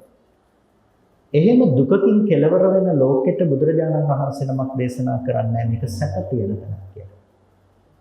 අපි හැමෝම తాවකාලිකව දේවල් හොයනවා. හැබැයි తాවකාලිකව හොයන දේවල් ආපහු දුකකින් කෙලවර වෙලා තියෙනවා. ඒක හරියට පළඟැටියේ පහන් දැල්ලට පනිනවා වගේ දෙයක්. පළඟැටිය පහන් දැල්ලට ආසයිනේ. පහන් දැල්ලට පනිනවා. පනිනකොට මොකද වෙන්නේ? පිච්චෙනවා.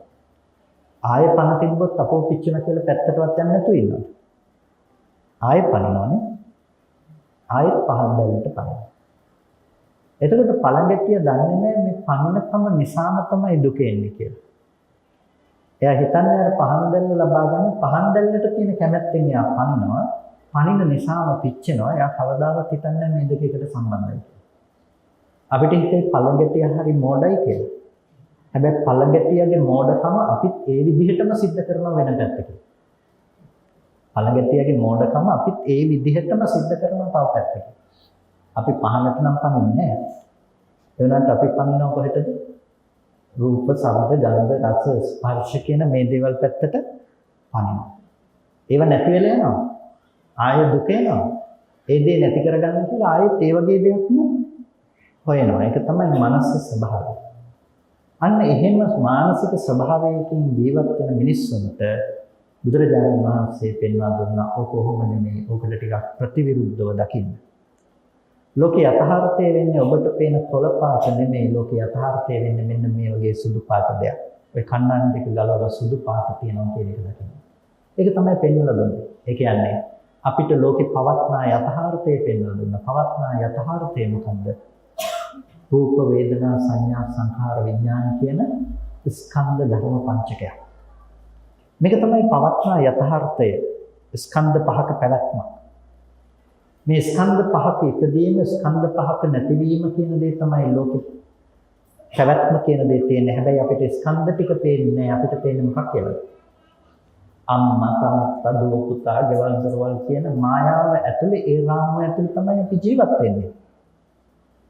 නිකමට ඔබ එක තැනක් අරගෙන නුවණින් විමසා බලන්න පටන් ගන්නකොට උදාහරණයක් ඇටියට දරුවා කියලා ඔබට හම් වෙන තැන. ඔබ අරගෙන විමසන්න පටන් ගන්නකොට දරුවා කියන්නේ රූපෙද? දරුවා කියන්නේ රූපෙද?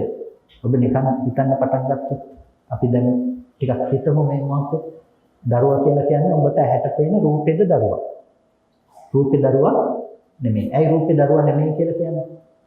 රූපය කියලා කියන්නේ ඇහැට පේන වර්ණ සටහනක් රූපයක් නෙමෙයි.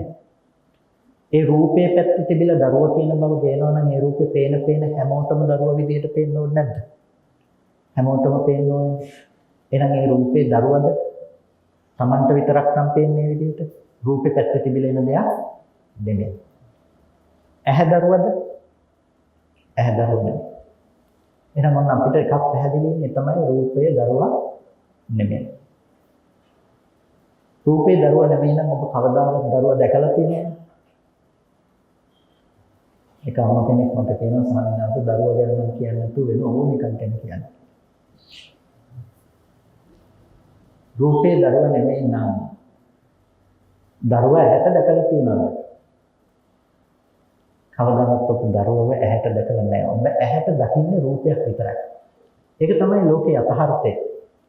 අපි කිව්වට අම්මව ඇහැට පේනවා, තාත්තව ඇහැට පේනවා, ගෙදර ඇහැට පේනවා කියලා කිව්වට ඇහැට පෙනෙන්නේ රූපයක් විතරයි. රූපය ගෙදර නෙමෙයි. රූපය ගස්ගල් මිනිස්සු නෙමෙයි. රූපය කියලා කියන්නේ දරුවා නෙමෙයි. රූපය කියන්නේ වර්ණ රූපයක්. ඇහැට පෙනෙන්නේ පාට ටිකක් නෙමෙයි.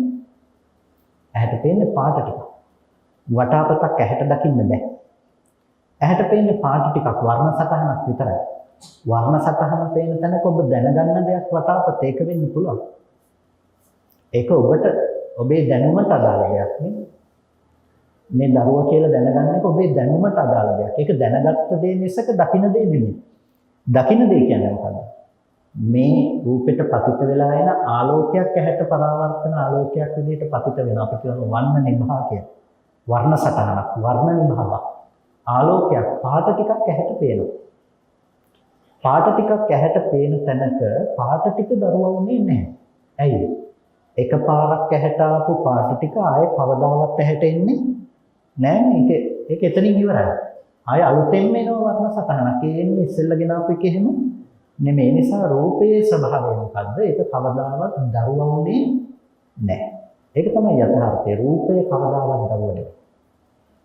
රූපය කවදාවත් දරුවා නෙමෙයි නම් රූපය දරුවා නොවුණු තැනක අපි මනස පැත්තෙන් තමයි දරුවා කියන දේ ඒ පැත්තට දාලා බලන්න පුරුදු වෙලා තියෙන්නේ. එහෙනම් කවදාවත් ඔබ දරුවා වෙච්ච රූපය, අම්මා වෙච්ච රූපය ඇහැට දැකලා නැහැ. ඇහැට දැකලා තියෙන්නේ අනාත්ම රූපය කියන එක. ඒක තමයි යථාර්ථය. ඔබ කොච්චර පිළිගන්නට නැති වුණත් ඒ කියන්නේ කොළ පාට කණ්ණාඩි දෙක දාගෙන ඉන්නකන් ලෝකෙ පේන්නේ කොළ පාටද නෑ ඔක සුදු පාටයි කියලා කොච්චර කිව්වත් වැඩක් නෑ. කොළ පාට කණ්ණාඩි දෙක අස්සෙන් නම් ඕක දකින්න. ඒ නිසා අපි කොච්චර ඇහැට පේන රූපේ දරුවමයි කියලා තර්ක කළත් වැඩක් නැහැ. ඒක අවිද්‍යාව සීමාව ඇතුලේ නම් අපිට ඕක විනිවිද යන්න ඕක සිඳින්න වෙනවා. දැන් ඔබට තේරෙනවද කොච්චර සියුම් නුවණක් ඕනේද කියලා ඕක විනිවිද ගිහිල්ලා සිඳින්න. සමහර විට ඔබට ඉතේ ජීවිත කාලෙම කොහොම හරි පුරුදු වෙලා මේ අක්ෂණ වේදී විදුම විදින එක ලේසි වෙයි කියලා නේ. කොහොම හරි උද ගන්න පුළුවන්. මේක තේරුම් ගන්න අපි අවශ්‍ය වෙන නුවණත් එක්ක බලන්න. මේක ලේසි නෑ. මේක දැන් අපිට පේන සීමාව කොහොම හරි ඉක්මවන්න වෙනවා. ඒකයි පටිසෝතගාමී කියලා කියන්නේ. ලෝකේ ඉන්න මිනිස්සුන්ට මෙහෙමමයි කියලා පේනකොට පේනවා කියලා හිතන තැනක තියෙන යථාර්ථය තමයි රූපය කවදාවත් දරුවා උනේ නැහැ. එහෙනම් හිතේ ඇති වෙච්ච වේදනාව දරුවද? වේදනාව කියලා කියන්නේ දුක, මට හරිය දුකයි කියන වේදනාව ගැන නෙමෙයි. සැපත් වේදනාවක්, දුකත් වේදනාවක්, උපේක්ෂාවක් වේදනාවක් මේ වේදනාව කියන එක. ඒතකොට මේ විඳීම දරුවද? විඳීම දරුවා නෙමෙයි. ඒක තමන්ගේ හිතේ හටගත්ත චෛතසික ධර්මයක්. හඳුනනකම දරුවද? ඒකත් තමන්ගේ හිතේ හටගත්ත චෛතසිකයක් මිසක දරුවා නෙමෙයි. අනික් චෛතසික ධර්ම දරුවද? සංස්කාරයේ දරුවද? ඒකත් දරුවා නෙමෙයි. දැනගත්තකම දරුවා. ඒකත් දරුවා නෙමෙයි. එහෙනම් දරුවා නොවුණු ධර්මතා ටිකක් ඔබ දරුවා විදිහට දැකලා තියෙනවා. දරුවා නොවුණු ධර්මතා ටිකක් දරුවා විදිහට දැකලා තියෙනවා. ඔය ටික නැතුව දරුවා ඉපදුනත් මේ දරුවා නොවුණු ධර්මතා ටිකක් දරුවා විදිහට දැකලා තියෙනවා. මේක සරලවම ඔබට තේරුම් ගන්න මම උපමාවක් කිව්වොත් මිරිඟුව දැකලා තියෙන්නේ නේද? ඒ පාරවල් වල එහෙම අවුත් වෙන වෙලාවට අපි ඇතින් ඉඳලා බලනකොට කෙලින් පාරවල් තියෙන තැන අපිට පේනවා පාර තෙවිලා තියෙනවා වගේ. ඒකට කියනවා මිරිඟුව කියලා. කාන්තාරවල එහෙමත් ඔක දකින්න පුළුවන්කම තියෙන එකට කියනවා මිරිඟුව කියලා. අර රත් වෙච්ච ජල වාෂ්ප නැත්නම් ඒ වාතයේ උඩට යනකොට අපිට ඇති වෙන චලනය අපිට පේනවා මෙතන මේ දිය පහරක් තියෙනවා වතුර තියෙනවා කියලා. එතකොට එතන ඒ වගේ උෂ්ණත්වයක් සහ ඊට අවශ්‍ය පසුබිම තියෙන තැනක අපිට මිරිඟුව පෙනුනට මිරිඟුව ඇත්තටම එතන ජලය තියෙනවද? ජලය නැහැ. අපි ජීවත් වෙන දරුවා කියන රාමුව ඇත්තටම අර ජලය පේනවා කියන සීමාවයි. අපි ජීවත් වෙන දරුවා ජීවත් වෙනවා කියලා හිතනකම අර වතුර පේන තැන වගේ. ඒක තමයි අපි ජීවත් වෙන සීමාව. ඒක තමයි අපි ලෝකේ අපේ ඇත්තටම ඉපදිලා මැරිලා යන්නේ ඕක ඇතුළේ ඉඳලා තමයි. අපි දුක් විඳින්නේ ඕක ඇතුළේ ඉඳලා තමයි. හැබැයි යථාර්ථය මොකද්ද? කවදාවත් එතන වතුර නොතිබුණ දෙන්නේ. වතුර කියලා යමක්වත් තිබෙන්නේ නැහැ. සම්පූර්ණම තිබුණේ වතුර කියන බවට ප්‍රතිපක්ෂ ධර්ම ටිකක් මිසක වතුර තිබෙන්නේ නැහැ. ඒ වගේ අපි දරුවා කියන තැන සම්පූර්ණම තිබුණේ දරුවා කියන ගන්න බවක් නෙමෙයි ඊට ප්‍රතිපක්ෂ ධර්ම ටිකක්. දරුවා නොවුණු රූපයක්. තමන්ගේ හිත පැත්තේ ඉපදුණු වේදනා සංඥා සංස්කාර විඥාන කියන ධර්මතා ටිකක්. මේ ටික දරුවා උනේ නැහැ. මේ ස්කන්ධ ටික හේතු නිසා හටගත්තා. හේතු නැති වෙනකොට නැති වෙලා ගියා. ඒක තමයි හැම වෙලාවකදීම සිද්ධ වෙන්නේ. හැබැයි මනසින් ජීවත් වෙන්නේ කොතනද? වතුර තියනවා කියන තැන. ඒ වගේ දරුවා ඉන්නවා කියන තැන තමයි මනසින් ජීවත් වෙන තැන. දැන් ඔබ ඒකෙන් එළියට යන්නේ නැති තාක් ඔබට දැන් දරුවා දිහා බලලා දරුවා ඉන්නවා කියලා දැකලා ඊළඟ මොහොතේ ආයෙත් දකින්නකොට ඔබ හිතනවා මීට මොහොතකට කලින් හිටපු දරුවා ආයෙ ඉන්නවා කියලා.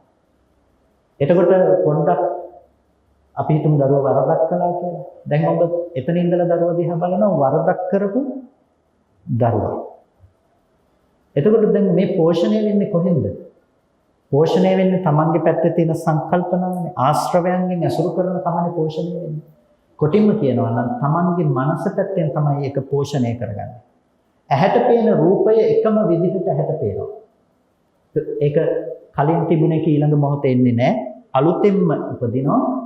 අර ඒක හරියට එකම ගඟෙන් දෙපාරක් නාන්න බෑ වගේනේ. එකම ගඟෙන් දෙපාරක් නාන්න පුළුවන්. එකම ගඟෙන් දෙපාරක් නාන්න බෑ. ඇයි එකම ගඟෙන් දෙපාරක් නාන්න බෑ කියලා කියන්නේ? යම් වතුර ටිකක් නිසා නම් එතන ඔබට ගඟ කියලා පෙනුනේ ඊළඟ මොහොත යනකොට ඒ වතුර ටික එතන නැහැ නේ. අලුත් ටිකක් තමයි එතන තියෙන්නේ. ඒ නිසා එකම වතුර ටිකෙන් දෙපාරක් නාන්න බෑ. ඒ වගේ තමයි කොයි වෙලාවකවත් ඇහැට පේන රූපය එකම රූපය ආයෙ දකින්න කියන එක වෙන්නේ නැහැ. ඒක පෙනිලා ඉවරයි. අලුතින් රූපයක් පේනවා. හැබැයි දැන් හිත පැත්තේ තියෙන සංකල්පනාවෙන් මොකද කරලා තියෙන්නේ? මීට මොහොතකට කලින් වර්ධ කරපු දරුවා ඉන්නවා කියන බව තමයි තියෙන්නේ. දැන් අපි තරහ ගන්නවා. තරහ ඇති කරගන්නේ ඇත්තටම රූපය ගැනද Tamanගේ හිතේ තියෙන අර සංකල්පනා ටික ගැනද තරහ ගන්නේ? ඔබ තරහ ඇති කරගන්නේ වෙන දෙයක් ගැන නෙමෙයි. ඔබ තරහ ඇති කරගන්නේ මේ වරද කරපු දරුවා කියලා ඔබේ හිත පැත්තේ ඇති කරගත්ත සංකල්පනාවත් එක්කම තමයි ඔබ ගැටීම් ඇති කරගෙන තියෙන්නේ. තව විදිහකින් කියනවා නම් ඔබ ඔබේ හිතත් එක්කම තරහ ගන්නවා කියනවා. ඒකට නමක් ගහලා තියෙනවා මට දරුවෝ ගැන තරහ ගියා කියලා. හැබැයි ඇත්තටම ඔබ තරහ අරගෙන තියෙන්නේ මොකක් ගැනද? ඔබේ හිත පැත්තේම ඔබ තරහ පවත්වලා තියෙනවා. එනිසා ලෝකෙ මෙන්න මේ විදිහට පවතින ධර්මතාවයක් තියෙනවා. අපි අවබෝධ කරගන්න ඕනේ බුදුරජාණන් වහන්සේ දේශනා කරපු ලෝකෙ පවත්නා යථාර්ථය තමයි අපි තේරුම් ගන්න ඕනේ. ඒ යථාර්ථය තේරුම් ගන්න යනකොට අපිට තියෙනවා ත්‍රිලක්ෂණ ධර්මයක් අවබෝධ කරගන්න. ත්‍රිලක්ෂණ ධර්මය. ලක්ෂණ තුනක් තියෙනවා අවබෝධ කරගන්න. මොනවාද? අනිත්‍ය, දුක්ඛ, අනාත්ම ධර්මය අපි තේරුම් ගන්නට ඕනේ. අනිත්‍ය ධර්මය, දුක්ඛ ධර්මය සහ අනාත්ම ධර්මය. ඒක තමයි අපි තේරුම් ගන්නට ඕන දර්ශනය. අපි නැවත නැවත භාවිත කරන්න ඕනේ දේ. බුදුරජාණන් වහන්සේ දේශනා කරන විට අනුපස්සනා කියන. අනුපස්සනා කියලා කියන්නේ පුනප්පුනම් පස්සතිති අනුපස්සනා. නැවත නැවත දකින්න නිසා මේ දේවල් වලට කියනවා අනුපස්සනා කියලා. අනිච්චානුපස්සනා, දුක්ඛානුපස්සනා, අනාත්මානුපස්සනා. දැන් මේ තමයි අපිට ප්‍රතිපදාවක් විදිහට අද ඔබ මොකද්ද මේකෙදි කරන්න ඕනේ? දැන් අපි ලොකු දර්ශනයක් කතා කළානේ. මේක දැන් අපිට කතා කළා කියලා අපි ඔක පාඩමක් විදිහට ඔබ මෙතන අහගෙන හිටියා කියලා වෙන වැඩක් ඇත්තේ නැහැ. දැන් ඕක ප්‍රායෝගිකව ඔබේ ජීවිතයට ගන්න පුළුවන් ක්‍රමයක් තියෙනවා. අන්නේ ක්‍රමය තමයි ඒක ප්‍රායෝගික කරගන්න තියෙන ක්‍රමය තමයි ඔබ ලෝකයේ පිළිබඳව අනිත්‍ය වශයෙන් දකින්න, දුක් වශයෙන් දකින්න, අනාත්ම වශයෙන් දකින්න. අනිච්චානුපස්සන, දුක්ඛානුපස්සන, අනාත්මානුපස්සන. දැන් මේක ගැන කතා කරන්න ගියාම නම් අපිට තියෙන තව ප්‍රශ්න කතා කරන්නනේ. මොකද පහුගිය කාලේ තියෙනවා. මම හිතනවා මේ පැත්තට තියෙනවා කියලා පොඩ්ඩක් ආරංචියක් තියෙනවා. ඔක මේ අනිච්චද කියලා ප්‍රශ්නයක් තියෙනවා. අනිත්‍ය කිව්වොත් ඒක මිත්‍යා දෘෂ්ටියක්ලු සහ ඔක අනිච්ච නෙමෙයි සාමාන්‍ය පිටකේ තියෙන අනිච්ච සාමාන්‍ය ඡයන දෙක. මේක එන්න ඕනේ මහ ප්‍රාණ ඡයන අනිච්ච වෙන්න ඕනේ කියලා කියනවා. ඒකල එකට අර්ථයක් වෙනවා මේක මේ අනිත්‍යයි කියන එක නෙමෙයි කැමැතිසේ පවතින්නේ කැමැත්ත ඉෂ්ට කරන්නේ කියලා මේක මේ හටගෙන නිරුද්ධ වෙන අර්ථයක් නෙමෙයි අපිට කැමති විදිහට තියෙන්නේ නැහැ කියලා අර්ථයක් මේකට ඔබන්න හදනවා. මේ අර්ථ එබ්බවීම තුළ සිද්ධ වෙන්නේ මොකක්ද? සිද්ධ වෙන්නේ මේ ධර්මයේ තියෙන ගැඹුරුම තැන විකෘති වෙලා යන එක. මේ ප්‍රතිපදාව සම්පූර්ණම අනිත් පැත්තට හැරෙන එක. මේ ගැඹුරු දර්ශනය එතනම විනාශයටපත් වීම තමයි මේ අර්ථ එබ්බවීම තුළ සිද්ධ වෙන්නේ. මේක හරීම මේ කනගාටුවට කරුණක්. මේව මතක් නොකරත් බෑ. බෞද්ධයෝ හැටියට ඔබ ඊටාම සංවේදී විය යුතු, ඔබ සම්පූර්ණම ඔබේ විරෝධය දැක්විය යුතු දෙයක් තමයි ඒ ධර්මයට වැරදි අර්ථකථන සැපයීම කියන්නේ. මේ මහා හාස්‍යජනක අර්ථකථන සපයන ක්‍රමයට ධර්මයේ විවරණය කරන්න යනවා. දැන් ඊර්ෂ්‍යා කළාම ඉස්සෝ වෙනවා කියන්නේ. ගොඩාක් ඊර්ෂ්‍යා කළොත් පොකිරිස්ස වෙනවා. ඊට පස්සේ ණයට අරගෙන මුවා වෙලා ගියොත් දෙන්නේ නැතුව මුව වෙනවා. තිතට දෙන්නම් කියලා මුවා වෙලා ගියාම තිත් මුව වෙලා උපදිනවා. අපිට මේ hina යන කරුණාට මේව පිළිගන්න මිනිස්සු ඉන්නවා. ප්‍රශ්නේ තියෙන්නේ ওই විදිහට මොනවා හරි විකාර අර්ථකථන දෙන එක නෙමෙයි. වාන් දුරු කරපු හින්දා වඳුරු වෙනවා. සුදු වැඳගෙන වාන් දුරු කරොත් එහෙනම් හැලි වඳුරු වෙනවා. මේ වගේ මහා මේ විකාර අර්ථකථන. ඉතින් මෙහෙම අර්ථකථන දීම නෙමෙයි අපිට තියෙන ප්‍රශ්නේ. සත්තු ගත්තෙම නම් වලට සත්තුන්ට නම් දුන්නත් අපිට කමක් නැහැ. ප්‍රශ්නේ තියෙන්නේ ඔය අශාස්ත්‍රීය ක්‍රමේ පාවිච්චි කරනවානේ ධර්මයට අර්ථකථන දෙන්න. ඩෙඟා නැටුවාම ඩෙන්ගු හැදෙනවා. ඩෙන්ගු කියන්නේ ඩෙඟා නැටුවාම හැදෙන ලෙඩ. මේක හරියම භයානක දෙයක්. ඊට පස්සේ නිකම්ම නෙමෙයි මේක මේ ආදේශ කරනවානේ මේ සම්පූර්ණ මූල ශාසන ධර්මයටම දානය කියලා කියන්නේ දුන් ණය කියන එක. දානය. මේක දෙකට කඩනවා දාන කියන වචනේ. ඊට පස්සේ මේ ණයට දුන්න දේ ගන්න එක තමයි දෙන එක තමයි දානය කියලා කියන්නේ. එතකොට හාමුදුරුවෝ කියන්නේ සසරේ පොලී මුදලාලිලා. නේ? අය ඔබ අපිට ගොඩක් ණය වෙලා තියෙනවා. ඒ නිසා තමයි දැන් ණය ගෙවන්නේ. එතකොට මේ දානය කියන මේ ශාසනයේ තියෙන උත්තරීතර සංකල්පය අලෝභ අද්වේෂ අමෝහ සිතින් කරන උත්තරීතර සංකල්පය වෙනස් කළා ඔබ නිකන් ගනුදෙනුවක් කරනවා. ඔබ ණයක් ගෙවනවා. පරණ ගත්ත ණයක් ගෙවනවා කියන தත්ත්වයටපත් කරලා තියෙනවා. කොච්චර වැරදිද මේක? මේ අර්ථකථනයම ධර්මයේ ගැඹුරු සංකල්පවලට ඔබලා කියනවා මේකේ හටගෙන නිරුද්ධ වෙන උපාද වැය අර්ථය ප්‍රකට කරන අනිච්ච කියන වචනේ නෙමෙයි අනිත්‍ය කියන දේ නෙමෙයි මෙතෙන්ට එන්න ඕනේ අනිච්ච කියලා මේකේ අකුරු වෙනස් වෙන්න ඕනේ ඒ පාලි ත්‍රිපිටකය වෙනස් කරන්න හදනවා වෙනතුනේ ඔය ධර්මයේ විකෘති කරන කණ්ඩායම් කොච්චර දුරදිග ගියාද කියනවනම් පහුගිය කාලයේදී වැරදි විදිහට විකෘති කළ ත්‍රිපිටකයක් මුද්‍රණය කරන තැන දක්වාම මේක දුරදිග ගියා. බොහොම අමාරුවෙන් මේක නතර කරගත්තා. මේක ඇත්තටම ආරම්භ කළේ මූලික වශයෙන්ම පටන් ගත්ත මූල ගොඩක් ඈතට යනවා. ආසන්න වශයෙන්ම මේක බහුලව සමාජගත කළේ වහරක අබේරතනාලංකාර කියන රහතන් වහන්සේ නමක් හැටියට පෙනී සිටින එක්තරා වික්ෂුන් වහන්සේ නමක් විසින්. ඊට පස්සේ නිවැරදිව පැවිද්දවත් නොතිබුණු ඔහුගේ මරණයෙන් පස්සේ ඒක තවත් කල්ලි කණ්ඩායම් විසින් වලස්මල්ලිය අභය ඒ වගේම ධර්මය යුවයි කියන සංවිධානය අද පන්ගොඩ නිවාසිතාත කියන වික්ෂුන් වහන්සේ මේ වගේ සංවිධාන ඔස්සේ විශාල විකෘතියක් විදිහට මේ අය බොහොම දක්ෂ දේශකයෝ කෙනෙකුගේ හිත ඇදගන්න විදිහට කතා කරන්න පුළුවන් මම හිතන්නේ අපිට වැඩි ගොඩක් දක්ෂයි දේශනාව පැත්තෙන් මිනිස්සුන්ගේ හිතට බොහොම දක්ෂ ලෙස කාවදින ලෙස කතා කරන්න පුළුවන්. හැබැයි අර විකෘති කාරණා මිනිස්සුන්ගේ ඔළුව වලට දානවා. ඊට පස්සේ මිනිස්සු ඇත්තටම ධර්මය කියලා හිතාගෙන ඒක පසුපස්සේ ගමන් කරනවා. මේක හරිම භයානක තත්වයක්. මෙන්න මේ තත්වය අද අපේ සමාජයේ වෙලා ගන්න යටින් ක්‍රියාත්මක වන මහා විශාල මිත්‍යා දෘෂ්ටික බලවේගයක් නිර්මාණය කරන තැනටපත් වෙලා තියෙනවා. ධ්‍යාන සංකල්ප අරහත්ත්වය මේ හැමදේම හාස්‍යයට ලක් කරන තැනකටපත් වෙලා තියෙනවා. ඒ නිසා මේ ගැඹුරු ධර්ම කාරණා ඔබ තේරුම් ගන්නවා වගේම සංවේදී වෙන්නට ඕනේ මේ ගැඹුරු ධර්මය විනාශ කරන්න අද දවසේදී ක්‍රියාත්මක වන නොයෙක් කුමන්ත්‍රණ පිළිබඳව ඔබ සංවේදී වන්නට අවශ්‍යයි. එතකොට මම ඒක සිහිපත් කළේ ඔය අනිත්‍ය කතාව කියනකොට වැඩිපුරම මිනිස්සු සමහරවිට අපෙන් අහන ප්‍රශ්නයක් තමයි අහන්නේ ඇත්තටම අනිත්‍යද කියලා.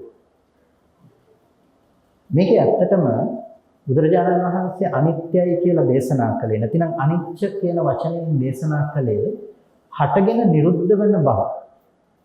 මේක ඊටාම ගැඹුරු සංකල්පයක්. බුදුදහම තුළ විවරණය කරන ඊටාම ගැඹුරු සංකල්පයක් තමයි අනිච්ච සංකල්පය කියලා කියන්නේ. අනිත්‍යතාවය කියලා කියන්නේ.